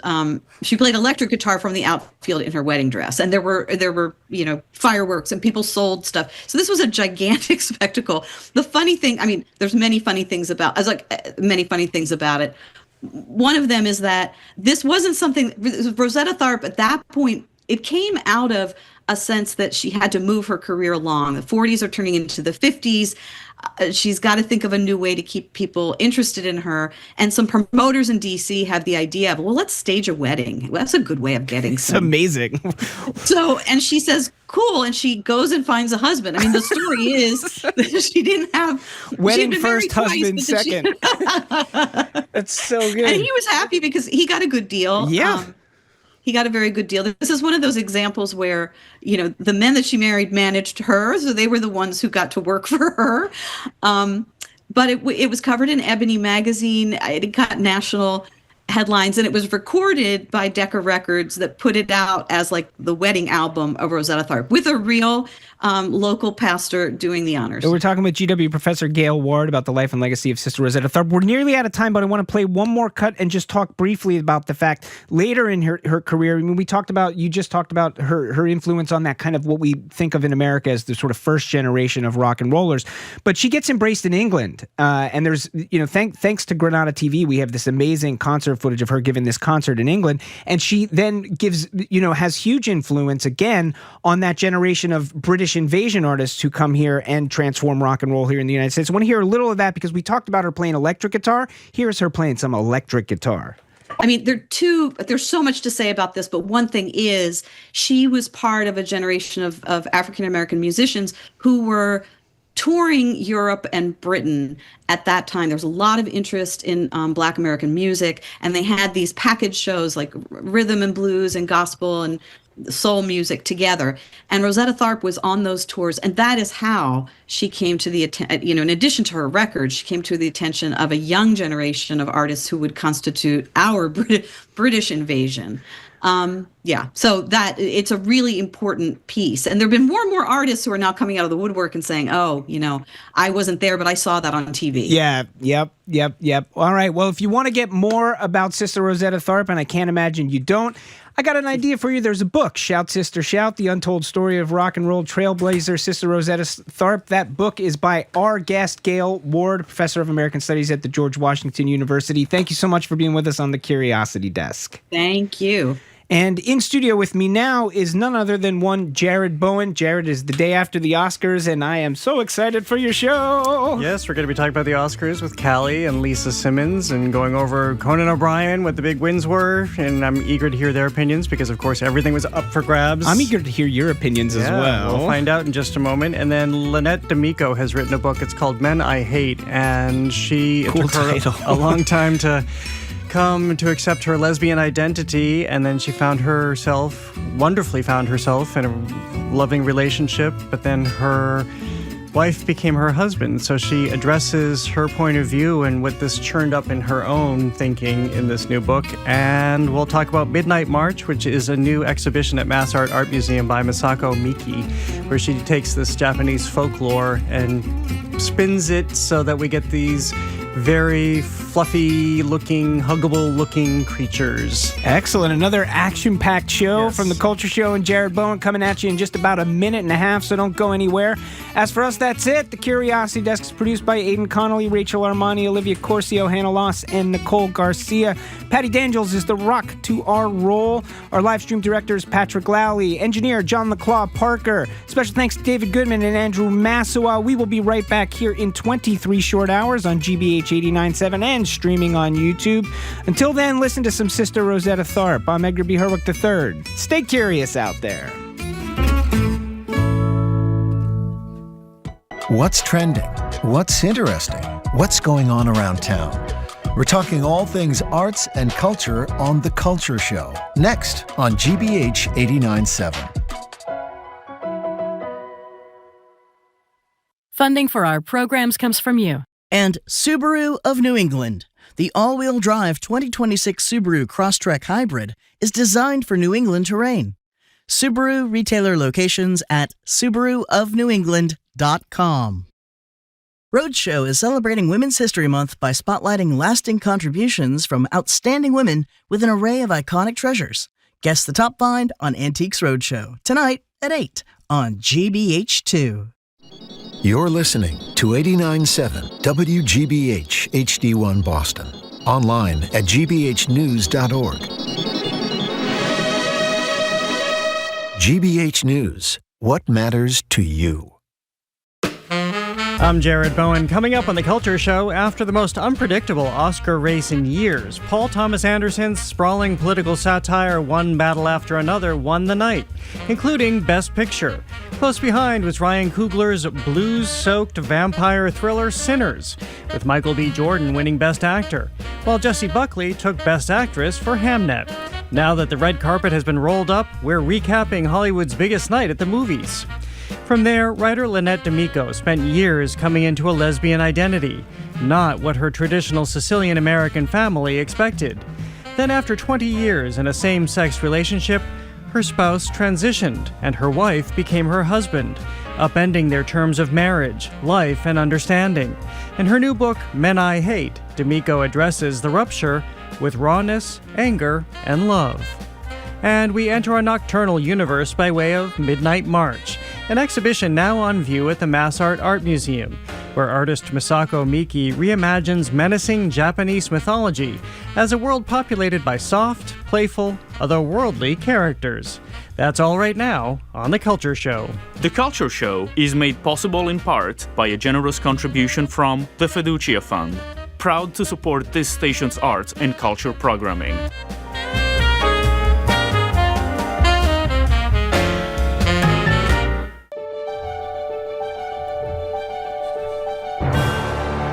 I'm Jared Bowen. This is The Culture Show, live on 89.7 and streaming on the GBH News YouTube channel. No, the Oscars still isn't happening. It was a somewhat shorter show last night. But following one award show after another, the Oscars capped off the season with one battle after another sweeping the night, taking Best Picture, Best Director for Paul Thomas Anderson, and 6 awards overall. The ceremony also made room for standout wins from Sinners, with Michael B. Jordan taking Best Actor, and Hamnet, with Jessie Buckley winning Best Actress. Joining me to recap the biggest moments, surprises, and what this year's Oscars said about the movies and the culture around them are Culture Show co-host Callie Crossley and Culture Show contributor Lisa Simmons, the artistic and executive director of the Roxbury International Film Festival and program manager at Mass Cultural Council. Welcome. Happy Post-Academy Awards afternoon. How are you both? Yeah, good. Yeah. So I'm judging by your energy already. Well, Callie, let me start with you. What overall impressions did you like the show? Oh, did I like about the show? Okay. No, did you like the show? Did I like? In an overall sense. It was slow to me. You know, people have complained about this in the past, and I never felt it. But this year, it was really slow. And I was quite surprised by that. There were parts where I literally was in my chair going, what? Move it on. What is happening? And I enjoy it. So I thought, wow, if I'm a committed viewer and it felt slow to me, what did it feel like to people who have been complaining about this for years? I know, and the thing that we always have to remember, and this will probably come up as we talk about Conan O'Brien too, is that is one of the toughest rooms to play to, because you have a group of people. As the evening starts off, they're super nervous, so they're less inclined to be relaxed. And then as the evening goes on, you have a room full of a bunch of losers. Yes, that's literally. Have to sit there. True. And then a bunch of nervous people left. Yeah. So it becomes very challenging. Lisa, what did you think of the show? I think the same way. I mean, I do. I think it's hard. I think that it's a totally different dynamic, and you have to play the room like that, right? It's totally different than the SAG Awards, where everyone's like, and everyone has a bunch of drinks on their table, and they're having a good time, and they haven't seen each other. This is the end of a very long award season, right? And this is the pinnacle. So you're right. I feel the same way, Jared. I feel like they're sitting there totally tense. The first two get out of the gate, and then you have to sit there the rest of the night knowing that you didn't win and wanting to cheer on your fellow actors. But I think that the writing missed. I think that the presenters, the scripts that they were given were awkward, and you could feel the awkwardness in the room. It's sort of like people were trying to be funny, and sometimes I was like so thankful when they were just presenting and they didn't have to, like Bill Pullman and his son. I was like, well, who wrote that? Like it felt really, and I felt nervous for them because they were trying to get something from the audience, and the audience wasn't giving it. The one pairing I thought worked was Anna Wintour, Dame Anna Wintour, and Anne Hathaway. Oh, yes. That was very good. That was very clever. And the timing was great. I was just going to say, it looked like they rehearsed. What do you think about my dress? Yeah. And the nominees are. That was very great. Funny. But I also thought Bridesmaids worked. Yeah. Oh, I could not disagree with you more. And Callie knows, because we were talking about this. I was so excited on Friday when we had the news of the Bridesmaids reunion, and I just thought that was so poorly written, and it didn't land. And you have some of the most brilliant comedians funniest people on that stage, and nobody thought to say, this isn't quite working. And I had heard that they had rewritten the bits, and so I don't know what happened there, but yes, I felt the same way. I was very disappointed. I wanted to really laugh at that segment, and it didn't do it for me. Well, I guess while we're talking about laughing, let's go to the host, and then we'll go to the big discussion about who won and the excitement over. We went into this really not knowing who was going to win, but of course Conan O'Brien was back for the second year in a row. May not be back for a third year if you stayed up late enough to watch the little post. Post-show skit. That was cute. Took off from one battle after another, suggesting he would not return as host. Here, I personally chose. This was my favorite Conan O'Brien joke last night from his monologue, where he busted out what's really, in the end, a dad joke. F1 received 4 nominations. F1 did so well, they're making a sequel, Caps Lock. That was it took him a little while to get it. Some of these I do for myself. And me, Conan O'Brien. I laughed at home with that one. Yes, that was cute. I thought it started off really well with the skit where he's taking on the Amy Madigan character from Weapons and literally running through all the different movies. But in the end, I'm not sure. I don't think his hosting worked. No. Yeah, yes, and I was so surprised. Now, one thing, remember, we've always talked about how Conan stays away from politics. He did not. he delved in. Now, you can say quietly and a little softly, but he made several points. And I thought, this is interesting. And I don't know if the audience, again, you all have described it well, nervous and mad at the same time, just wasn't responding to it. So they didn't land as I thought they might. And I usually feel quite great comfort in his hands, and I didn't feel it last night. I thought he was part of the slowness of the night. I think so too. And I think that once, as a comedian, I can't imagine like how you keep moving forward when things don't land properly, and they say he went to the comedy clubs and he tried out some of the bits, and so some of them might have worked in the club, but they didn't work here for all sorts of different reasons. So I feel like that too. I feel like every time he came out, he had a new joke, and if it didn't land, it was sort of like, and then it was sort of like, okay, well, that one was for me. And I just feel like I felt like he was nervous too, and sort of like something knocked him off his game.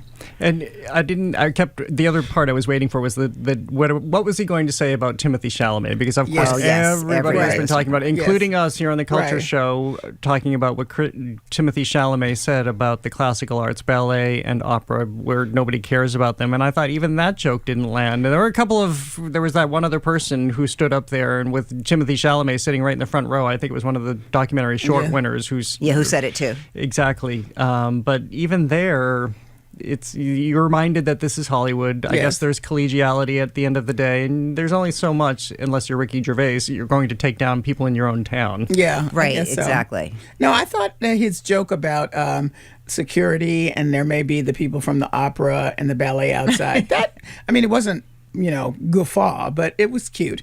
But what I didn't think worked, which I thought was interesting, was the guy in the orchestra playing on the buttocks. Oh, yeah. I was like, okay, I had to be reminded this morning. It's a Marty Supreme reference. Okay. Then his whole joke about how there were no British actors nominated this year because they're, busy actually putting their people away for...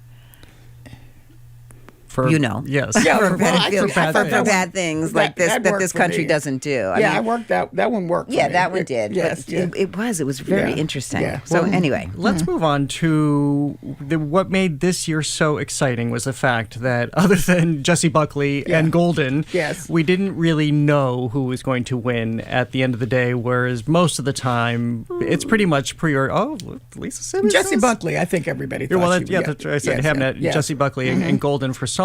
We didn't necessarily know who was going to win Best Picture, Director, all of that. So, all right. So, Lisa, you were skeptical. Did you think that One Battle After Another was going to triumph last night? I did in the back of my mind. I just, and it's really interesting. I just feel like, I don't know where Hollywood is, where we are as a country. I don't know. I just feel like it was sort of like the other film, Everywhere, Anywhere, All at Once. It was sort of like this chaotic sort of like, and you're like, I didn't really get that. I needed to see it like 6 times. And I feel the same way about this one. I feel like Hollywood loves these types of movies that are, the Academy, I shouldn't say Hollywood, that are sort of like, not necessarily grasping at straws. That's not what I'm trying to say. It was more like, it's movement. There's like all of this, like you can take all these political references. It's all over the place. It's not a linear, story. And I just was like, the minute that he won Best Director, I was like, ugh. I knew that that was going to end up winning Best Picture. But so are we all in agreement that in the end it was going to come down between Sinners, and One Battle After Another? Yes. But I have a different reason for why I think he won. Go ahead. Yeah, what do you think? Because to quote Vulture critic I was listening to the other day, she said Hollywood likes to right wrongs. Yeah. And Paul Thomas Anderson has been ignored. So it was the timing. And I personally had that happen to me in my category when I was up. The person that won should have won the year before. So if you look around, that happens often. So sometimes what happens is there is a combination of, X movie or person just wasn't going to win, but sometimes they should have won 2 years ago or this, and people are saying, okay, well, it's more body of work than not. Right, because Paul Thomas Anderson should have won for Boogie Nights. He should have won for many. Well, many, but I would say Boogie Nights was the one, but not necessarily this one. So that, you always have, because people need to remember, this is a political campaign at the end of the day. So people are campaigning for the award, and yes, it's a Lifetime Achievement Award to some degree. Sometimes it gets balanced out by somebody like Jessie Buckley, who everybody saw that performance and thought, okay, regardless of who is up this year, Glenn Close could be up for her 17th or whatever it was for her. It's ridiculous that she hasn't won, although I always say the category of people who never won an Oscar is pretty extraordinary. Hitchcock, Cary Grant, Glenn Close, Peter O'Toole, it goes on and on. So it does feel that perhaps that happened here, because at the end of the day, I thought that Sinners was going to win because it was so inventive. It galvanized people to such an extent. There was so much for Best Picture. It's Best Picture. And there was so much enthusiasm for it. And didn't you think that at least there was a chance that Sinners could win Best Picture, and then Paul Anderson would get everything else? That would have made more sense to me than what happened. But okay. Well, let's talk about Michael B. Jordan winning the Oscar for Best Actor. Here's some of his acceptance speech. I stand here because of the people that came before me.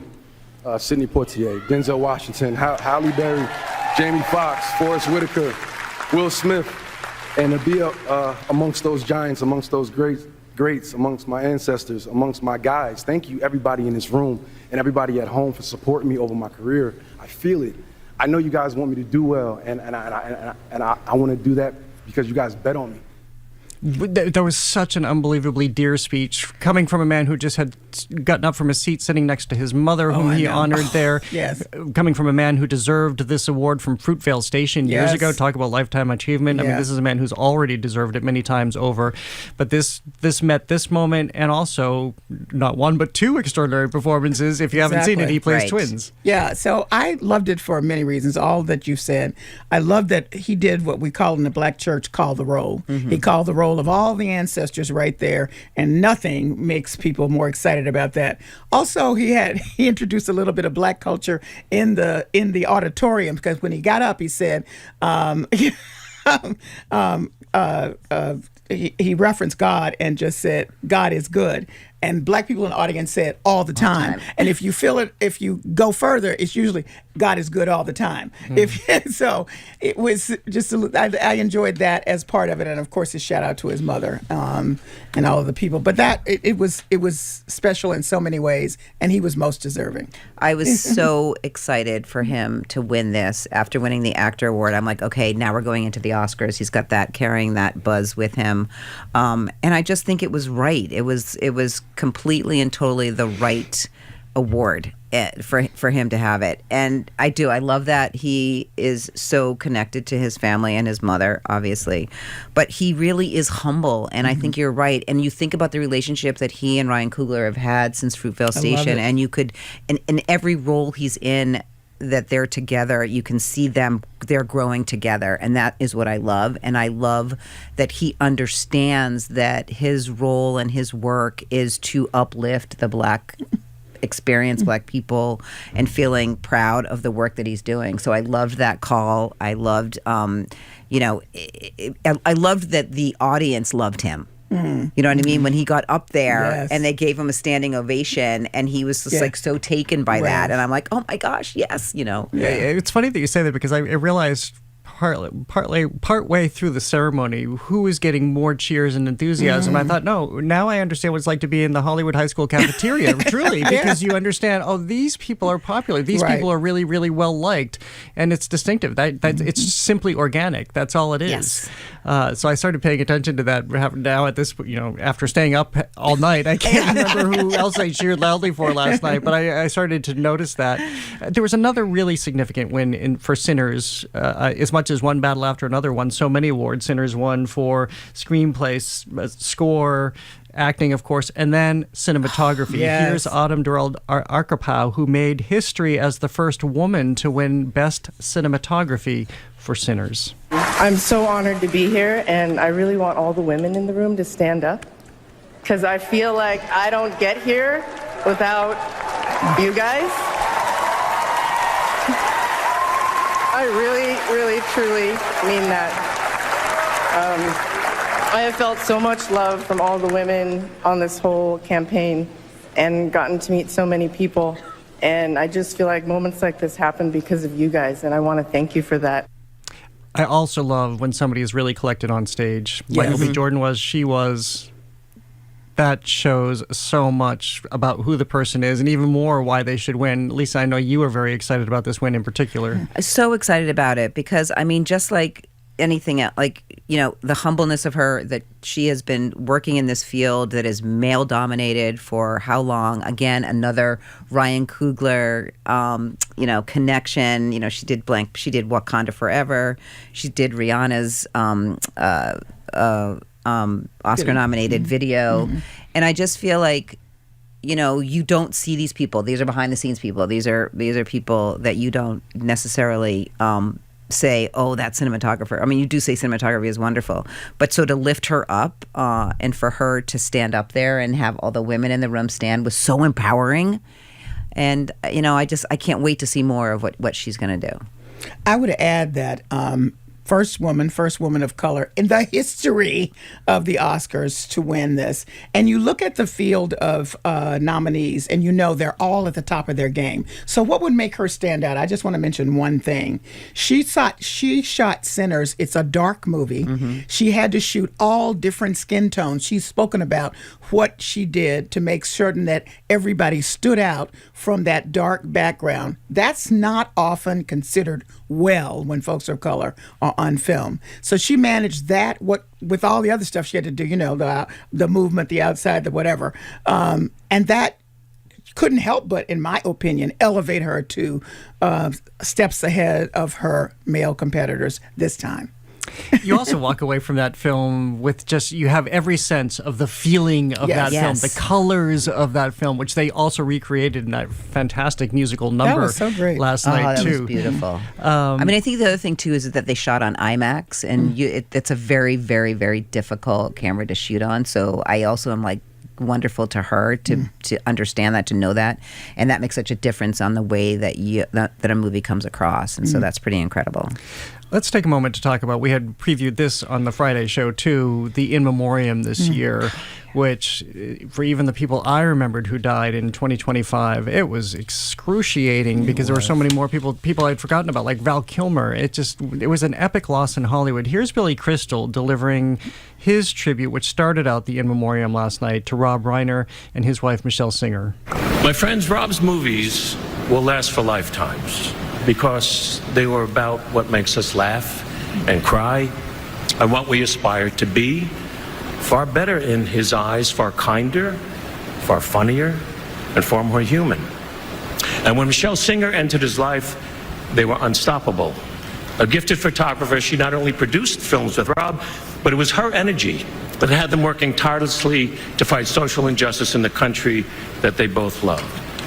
And then this extraordinary array of actors oh my gosh, who had starred in his films, they entered the stage, and then we transitioned to Rachel McAdams honoring many of the women who died this year, especially Diane Keaton, with whom she'd worked, and it closed with Barbra Streisand remembering Robert Redford and even singing the way she never sings. Some of The Way We Were. It was astonishing. So powerful and well done. And I cried through it because it was just so touching. And for those people who stood up there to lead what was an on-air eulogy, I mean, it was tough for them. You could see them trying to be in control as they talked about it, and that was touching too. And I think that, kudos for the Oscars for saying that this year they were going to do something very special and not just run, because so many giants had been lost this year. And I was watching the Rob Reiner one. I think I've seen every single one of those movies and loved every single one of those movies. They just touch you in so many different ways and are so much connected to your life. You can connect to it. But when Barbra Streisand sang at the end, I was like, because if you know her story, she does not like to do that.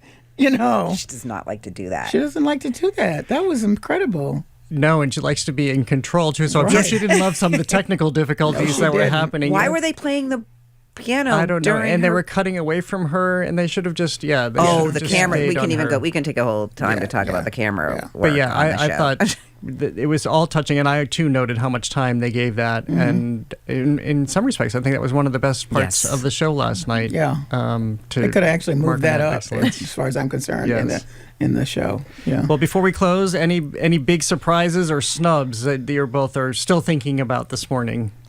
I mean, I think Paul Mescal for Hamnet, he was brilliant in that. But there's this whole game that they play. Let's put him up for supporting actor, and then they didn't put him up for actor. So I thought that was a big loss. Jesse Plemons, I thought he was great in Begonia. I mean, he didn't even get nominated. That was ridiculous. Didn't even get nominated.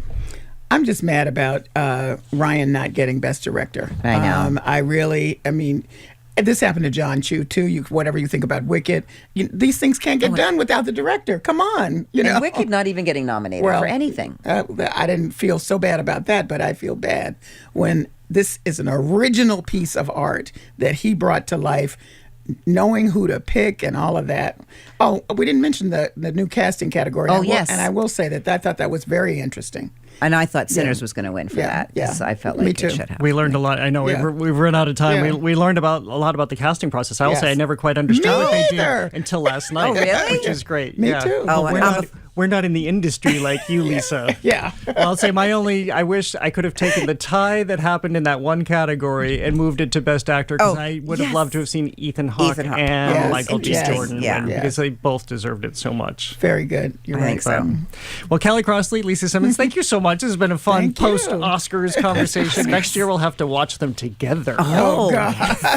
You don't want to hear all my comments. Yes, I do. All right, Callie Crossley, Lisa Simmons, we appreciate it. Lisa Simmons is the Artistic and Executive Director of the Roxbury International Film Festival and Program Manager at Mass Cultural Council. Callie Crossley, of course, is host of Under the Radar with Callie Crossley, which airs Sundays at 6 right here on 89.7, also available on the Under the Radar podcast. Coming up, author Lynette D'Amico on her new book, a candid, emotional recounting of coming to terms with a relationship in which her wife became her husband.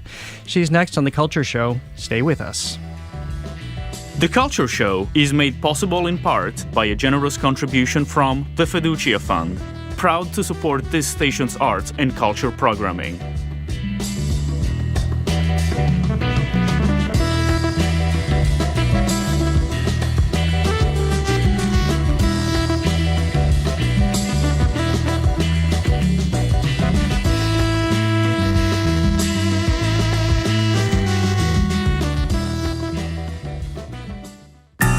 "75 years ago, millions of Americans tuned in for a viral television first, the tackling of organized crime and political corruption in cities like New York.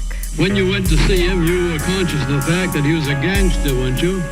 I was conscious of the fact that he had a reputation for being an outstanding bookmaker. I'm Elsa Chang, a look back at America's introduction to the mafia on All Things Considered from NPR News. Today at 4, here on GBH News 89.7. Funding for our programs comes from you. And Cambridge School of Culinary Arts in Porter Square, offering teen and adult recreational cooking and baking workshops, series, and cooking couples classes for culinary enthusiasts. CambridgeCulinary.com. And Mass General Brigham Health Plan, providing coverage plans for individuals, families, employers, and retirees with benefits that help you live in your moment. More at massgeneralbrighamhealthplan.org. And H&H, the Handel and Haydn Society. Spring blossoms with Handel's water music and the first Brandenburg Concerto, led by Artistic Director Jonathan Cohen, April 10th and 12th at Symphony Hall. Tickets at handelandhaydn.org. Listen to GBH 89.7. Read GBH Daily. Watch the Boston Public Radio live stream. However you get your news, find it on the GBH News app. Download it today on the App Store or Google Play.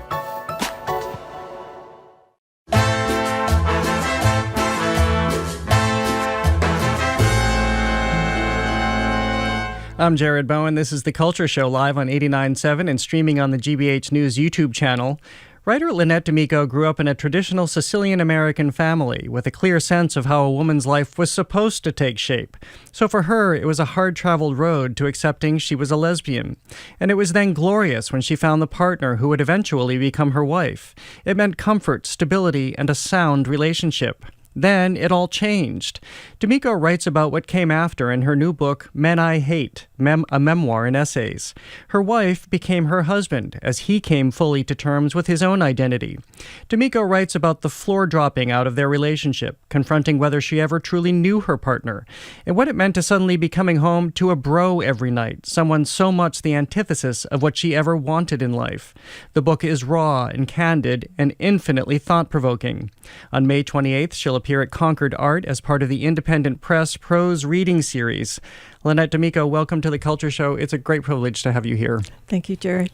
And I should mention, people might know your husband, P. Carl, longtime administrator at Arts Emerson, also wrote his book, Becoming a Man, The Story of Transition, which was also turned into a play at the American Repertory Theater. And this somewhat plays into what you're doing here. Is it a response? How do you consider it as a companion piece to his book? Yeah, my book, it started as to be in conversation with his book, that I had some things of my own to say and wanted to say them. And also, as after his book was published, and then the play that he wrote based on his memoir was produced at ART, he was getting a number of comments and questions from audience members and readers asking about, well, what happened to Lynette? What's Lynette's story? And then one of the essays in my collection was published in Guernica, in a pretty well-known lit journal. And the response I got from a number of readers was, we'd like to hear more what happened. Are you guys still together? How did you work this out? And that kept me on the page, kept me exploring what it was, what this transition was going to mean for my own life, for my own identity. Well, this is what I found so fascinating about your book, is how much of your life you found you had to examine and that you had to reconcile. And even though it's your husband's decision, it's so much about who you are at the end of the day. Yeah. The essays that I wound up writing are like an attempt to sort through some confusion and a lot of hope and discomfort about what does it mean, after being a lifelong lesbian primarily, to engage with men, to love men, to love a man, to be in a relationship with a man. And especially during this time when so many despicable white men are so visible and so prominent and so loud. Like, my process was much more internal. I didn't want to be writing about the men I hate that everybody else hates, even though some readers were disappointed that I didn't do that. But that didn't serve my purpose, So my when you look at the cover of the book, there's like this subtle shadow in the back that it says Men I Hate, and then behind it says Men I Love, and that is really the trajectory of the book. If there could be a trajectory, that I had to approach this with some sense of curiosity and openness, or why bother? We could have just dissolved our relationship. And you didn't. We should mention that. Yeah. Oh, yeah. We're still together. Yes. I think one of the things that struck me so much was, the man that your husband becomes. His smell changes, his attitude changes. He's in his fifth. I never know the math on this, but he's in his 50s. Yeah. But in some ways, he's going back to being a teenager or somebody in his 20s, somebody who is just finding his manhood as young men do. You talk about the snapback hat, sneaker culture tribe in the city of testosterone, and this is suddenly the person who's living in your house. It was an adjustment. And it was completely unexpected to a certain extent. And I didn't know enough. And Carl certainly was doing the best he could to prepare me that this is kind of the normal process of transition, that because he didn't get a boyhood, he didn't get a boy adolescence, that he kind of was reenacting it in his 50s with buying sneakers and hanging out in bars and drinking, bourbon with the bros and working out in gyms. And I was like, who are you? This is not a part of you that I recognize or that I've known in the past. And like I said, there was a period of time where everything for me was resistance. And then I had to come back to this relationship with a sense of curiosity.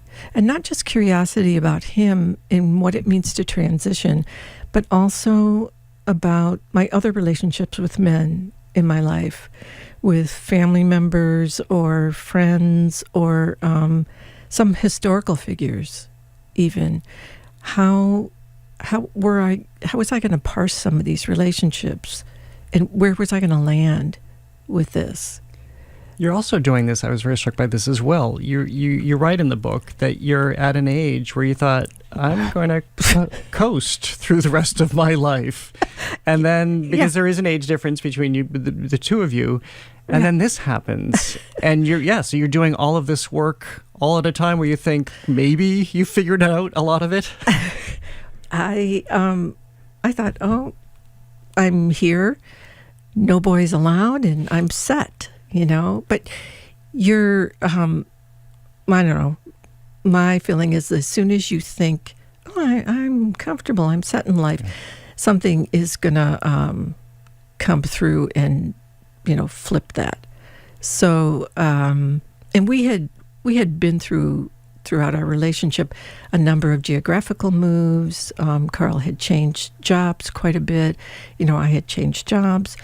And so we thought of ourselves as resilient and people who were easily adaptable.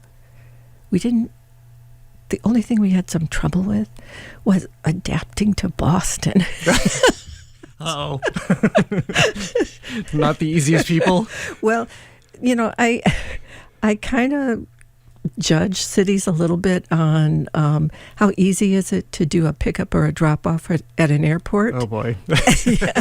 And Minneapolis, easy peasy. We lived there for 20-some years. Chicago, there's always a train. Okay, Logan, I don't think I ever picked up or dropped anybody off at Logan. So you must really hate Los Angeles then. That could be your next book, Cities You Hate. That is terrible. Yeah. I was speaking with writer Lynette D'Amico about her new book, Men I Hate, a memoir and essays. And on May 28th, she'll appear at Concord Art for an independent press prose reading series event. We also, as the reader, are pulled along with you as you're reconciling what it was for you to come out as a lesbian, and that work. Anybody who has ever had to do that, that is definitely a road, especially as you point out with your family and the time at which you did it. What did being a lesbian mean to you when you suddenly had a husband? Well, it was a shock. And there's something about, coming out, I was fairly young in the 80s and the 90s. It's terrifying, but it's also like a completely sexy time. You know, it's exciting. I had a community. I had girlfriends. I had places where I could go and totally be myself. And after that, coming home to a guy that was so clearly a guy, you know, it wasn't the top surgery that flipped things. It wasn't name change or gender markers. It was testosterone, because it changed the way Carl looked. It changed his body. And again, you know, we could have blown everything up, and there were probably long days and evenings where that seemed to be the natural outcome. And we did what we could to work through it, which was taking time and reflecting on our history and to what was important to us, in not just in our relationship, but in how our values, how we wanted to live. And we wanted to live with care and consideration for the changes that each of us were going through. How understanding were each of you, I guess at the beginning, when this all came to the fore? In the beginning, I felt a little sideswiped that, you know, I'd gone along with the surgeries, gone along with the wardrobe, and gone along with, you know, pronoun changes and everything. And I thought, I am the greatest wife ever. And Carl, he had to feel himself physically and as an embodied, you know, person. And I didn't really understand that until, I don't know, I don't even know if I completely understand it really, but that something shifted and we stopped fighting about who was right or whose version of the story was more correct or whose memories, you know, had precedence. And we tried to listen to one another and share things from the a position of, this is how you think, this is how you feel. It doesn't invalidate what I think, what I feel. And we can just share some of that. And also, we don't have to share everything. I mean, which, as a lesbian, that's a little foreign for me, where you have to talk about everything all the time. And I just realized, you know, something had shifted between us, and I could process some of that with friends or a therapist or on my pages, you know. You also write about having cancer, not completely as this is happening, but suddenly you find yourself in a situation where you don't have a woman to come home to talk about, a woman who would most understand what you're going through. It's just unbelievable that that would happen to you in the midst of everything we've discussed. Yeah.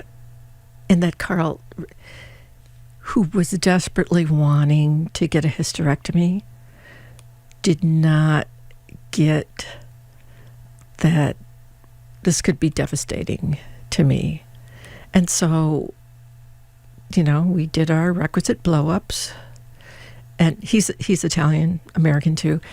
And then quieted down, and we both did the best we could. I needed different kind of support. You know, I got it, and where he needed, you know, like just a break, he took it. As we said, spoiler alert, you're still together, which is wonderful. Yeah. And it's extraordinary that you came through what you came through. I think it's a lesson to so many people how you came to understand each other. Did it happen? Was there a switch that went off, or was it an organic coming back together? It was like post-COVID, where we had felt so limited, and the second Trump administration, to a certain extent, where trans people were so targeted and are still being so targeted, and that every day that we chose to, come to our respective artistic practices was a day of some resistance, because, we were resisting the status quo where immigrants or people of color or queer people, and especially trans people, are not allowed to have their own voices. And so we bonded over, we're just going to say what we have to say for the other readers and who are out there and need this, So that's what we're trying. It sounds right, but better together. Yeah. Yeah. Yeah.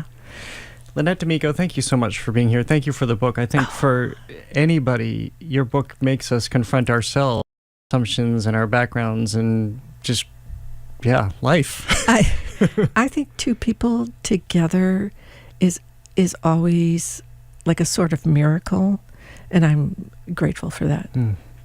Thank you for that, too. Yeah. Writer Lynette D'Amico's new book is Men I Hate, a memoir and essays. On May 28th, she'll appear at Concord Art as part of Independent Press Prose reading series. And we mentioned the ART at the beginning of the show. At the West Coast premiere of her husband, P. Carl's play, Becoming a Man, will open at Z Space in San Francisco on May 30th. Again, thank you so much and congratulations on the book and the prize. Extraordinary prize, the Gournay Prize that you won with this. Well, coming up, soft creatures, strange spirits, and uncanny forms. Artist Masako Miki takes us through the world of her Midnight March, now on view at the MassArt Art Museum. She's next on The Culture Show. Stay with us.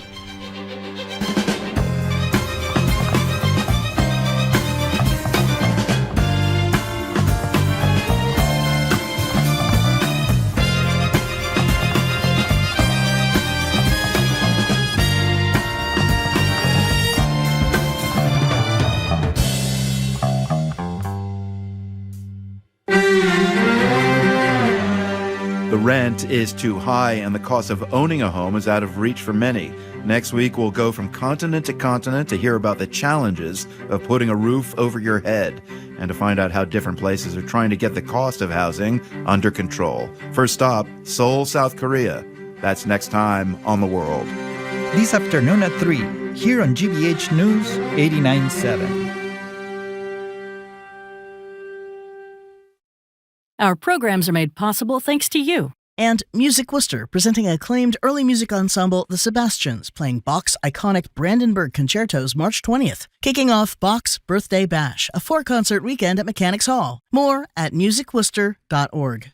And Johnson & Wales University, committed to going beyond the classroom by helping students develop networks, obtain real-world experience, and providing hands-on learning that makes an impact. More at jwu.edu.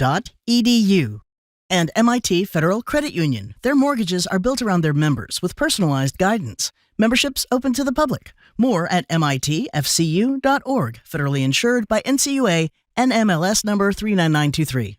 From your neighborhood to your newsfeed, GBH News is your trusted source for the news that matters to you. Find us wherever you are at GBH News and always at GBH 89.7. GBH News, what matters to you. I'm Jared Bowen. This is The Culture Show, live on 89.7 and streaming on the GBH News YouTube channel. The Night Parade of 100 Demons is a Japanese folklore tale about nefarious supernatural beings occupying the night. They are figures of fear sometimes, so eerie, unruly, and unpredictable that humans must remain locked away in their homes for safety. But artist Masako Miki reimagines this nocturnal encounter, creating something playful, warm, and borderline cuddly in her characters made of felt. They are soft, strange, and full of personality. Now you can enter that universe through Masako Miki's exhibition Midnight March, on view at the MassArt Art Museum through May 31st. Admission at the museum is always free. Masako Miki, welcome to The Culture Show. Thank you for being here. Thank you so much for having me. Well, tell me, I know that for people watching on our GBH News YouTube channel right now, they'll see images of your work. They are your characters who populate the entire gallery at the MassArt Art Museum. And then you came in to design with the team this experience that we have as patrons, walking into this with your gorgeous, rich blue lighting into this midnight form to encounter your characters. What is the experience you hope visitors will have?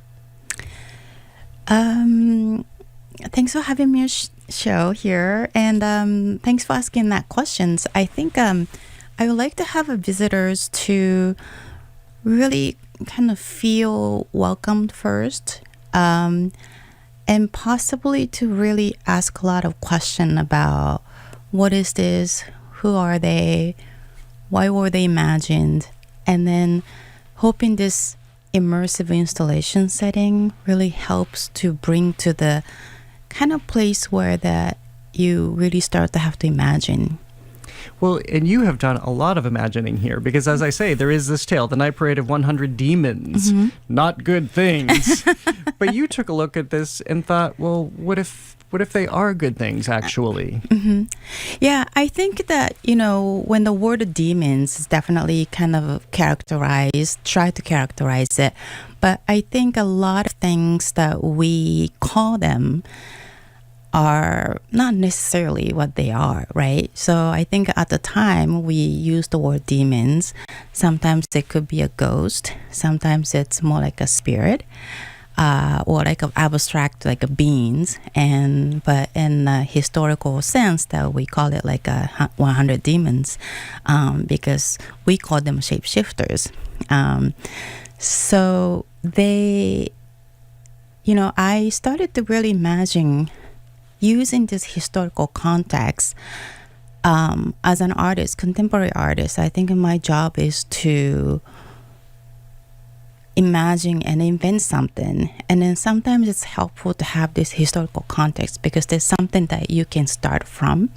So there's the actual historical context, political context, cultural context that you are filled in, and then with this context, how does this story sounds in this contemporary time. So I continue to imagine, and I really took it as this night parade, more like a pride march, that they want to have their voice heard, and they're proud of who they are as being just unique and idiosyncratic as they are.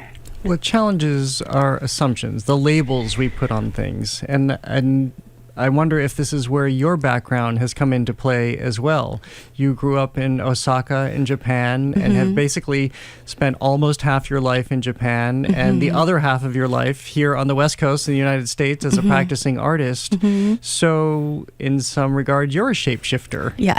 Among cultures. Among cultures, yes. I believe so too. And I think coming from the Eastern cultures, and especially Japan, the sort of the concept about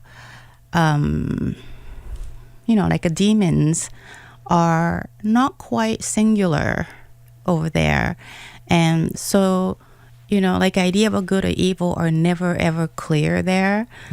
So there's like the great helpful deities will do something mischievous, and so to me and to us in Japan, like we're very familiar with this fluid characters that they're not necessarily either or. So, and I think that sort of fluid characters that they become anything they want to be, I think it's a kind of liberating kind of quality and characteristic of these characters. They're beautiful and they have a sacred quality, but they're also really funny sometimes and like strange and weird. That I think that juxtaposition kind of brings the sense of humor. So I like that the fact that these character really represents the idea about somewhat bicultural, multicultural characters that I feel that we all relate now. I'm speaking with Masako Miki about her exhibition Midnight March, on view at the MassArt Art Museum, where admission is always free. That's on view through May 31st. So for me to describe them a little bit more, some are smaller, some are taller, some are rounder, some are slimmer. There are these bright, vibrant colors. They all have legs of some sort that they're standing on. I wanted to pet so many of them, even though you're definitely not allowed to touch them. How do you craft these? They're made of felt? They're made of felt. I have amateur inside, and I dress the surface, so layers of wool. We call it the roving wool. It's basically the wool that you can sculpt with mostly the single or the 3-pronged needles. And it's a very physical process, I understand. It's a very physical process. I don't look forward to it. But do you look forward to the end? And at what point, or maybe I'm speculating here, but do you feel that a creature or a spirit or a ghost or what have you is emerging by the end of your process making them? Yeah. And then I think, I said I don't look forward to it, but it's just a kind of like a physical labor part of it. It's just a part of the process. But I think as an artist, I think it will compel to make this object an entity. And I believe that we kind of bring this life to it, so this object becomes something more than what it is. And I think it's transformation, that the material becomes something else than what it is. And in art making process, I think it's more, so it shifts to something else than what it was. So, I think it's just sort of labor intensive hours and time and days and years sometimes. At the end, it all kind of becomes this one entity, which, I use the word autonomy, that it becomes this autonomous state where I don't need to be there anymore. It has its own life to it. So it's an exciting moment when that happens. And so I do believe that that's what I see at the end. I want to go back to what we see now. As I described at the outset, Midnight March, and you worked with the design team at MassArt Art Museum, so we have this really beautiful blue lighting. It's especially beautiful on a day like today. We were both there this morning for an upcoming piece on the PBS NewsHour. Right. With the cloudy day, it's even a little bit darker, a little bit richer. Right. What are you conjuring for visitors with the notion of a midnight march? Right. I think that the idea about like being nocturnal or like a night and a midnight really brings kind of magical hours to me. That it's the time that, even though you're living in the same place, but it just being dark, there's something that you have to imagine, or you allow yourself to imagine something that you maybe weren't able to in the daytime.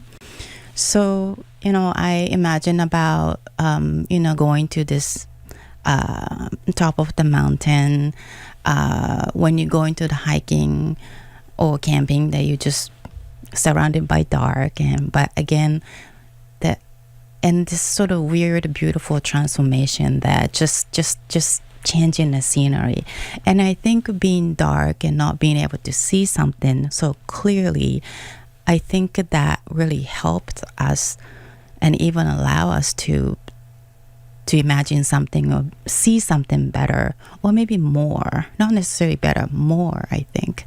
So I wanted to create this very immersive space where you feel like you can calibrate yourself and mind and start thinking about something that you haven't, or maybe you revisit something that you're thinking about. Maybe you started to think something differently. I wonder what it's like for you to come back now. I know you were here for the opening, and then you came back to Boston to be with, so we could talk about it again. Right. And to have a little bit of distance, and then see many years of your work, but also these characters, again, these spirits, ghosts, something that's become more, to see them all collected in this environment.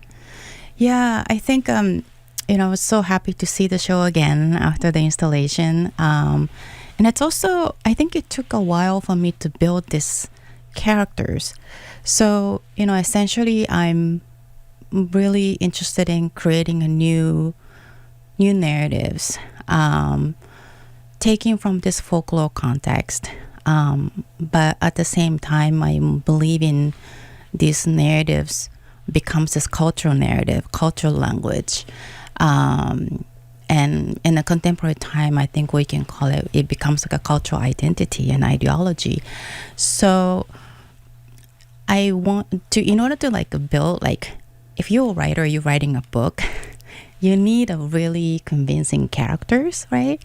And then also a good plot. So Night Parade is my context and plot. And I needed to develop this enough characters who brings a certain ideas and certain personality to craft this story and navigating. So I've made a lot of them. Yes, you have. You have essentially a universe now that we experience at MassArt Art Museum. Well, Masako Miki, I'm sorry we're out of time, but thank you so much for being here. Congratulations on this really extraordinary, and from what I hear, is a very popular show. Congratulations. Thank you so much for the opportunity. Thank you. Masako Miki's exhibition Midnight March is on view at the MassArt Art Museum, where admission is always free through May 31st. Thank you for listening to another edition of The Culture Show. Tune in tomorrow when we're launching a new book club segment called Read on Arrival. Wee books that can be read in one sitting. We debut tomorrow with The English Understand Wool by Helen DeWitt. So you have time to read it by tomorrow. This fabulous wonder took me a wee 45 minutes to read recently, and our guide for this new segment is none other than the former Institute of Contemporary Art director, Jill Medvedow. I'm Jared Bowen. Have a great day. The Culture Show is made possible in part by a generous contribution from the Fiducia Fund, proud to support this station's arts and culture programming.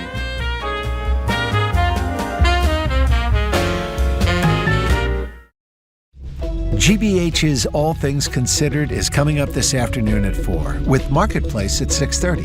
But first, get a global view of the news with The World, up next, here on GBH 89.7.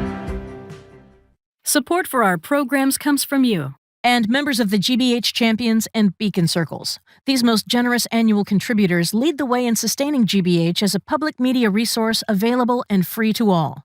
Learn more at gbh.org/support.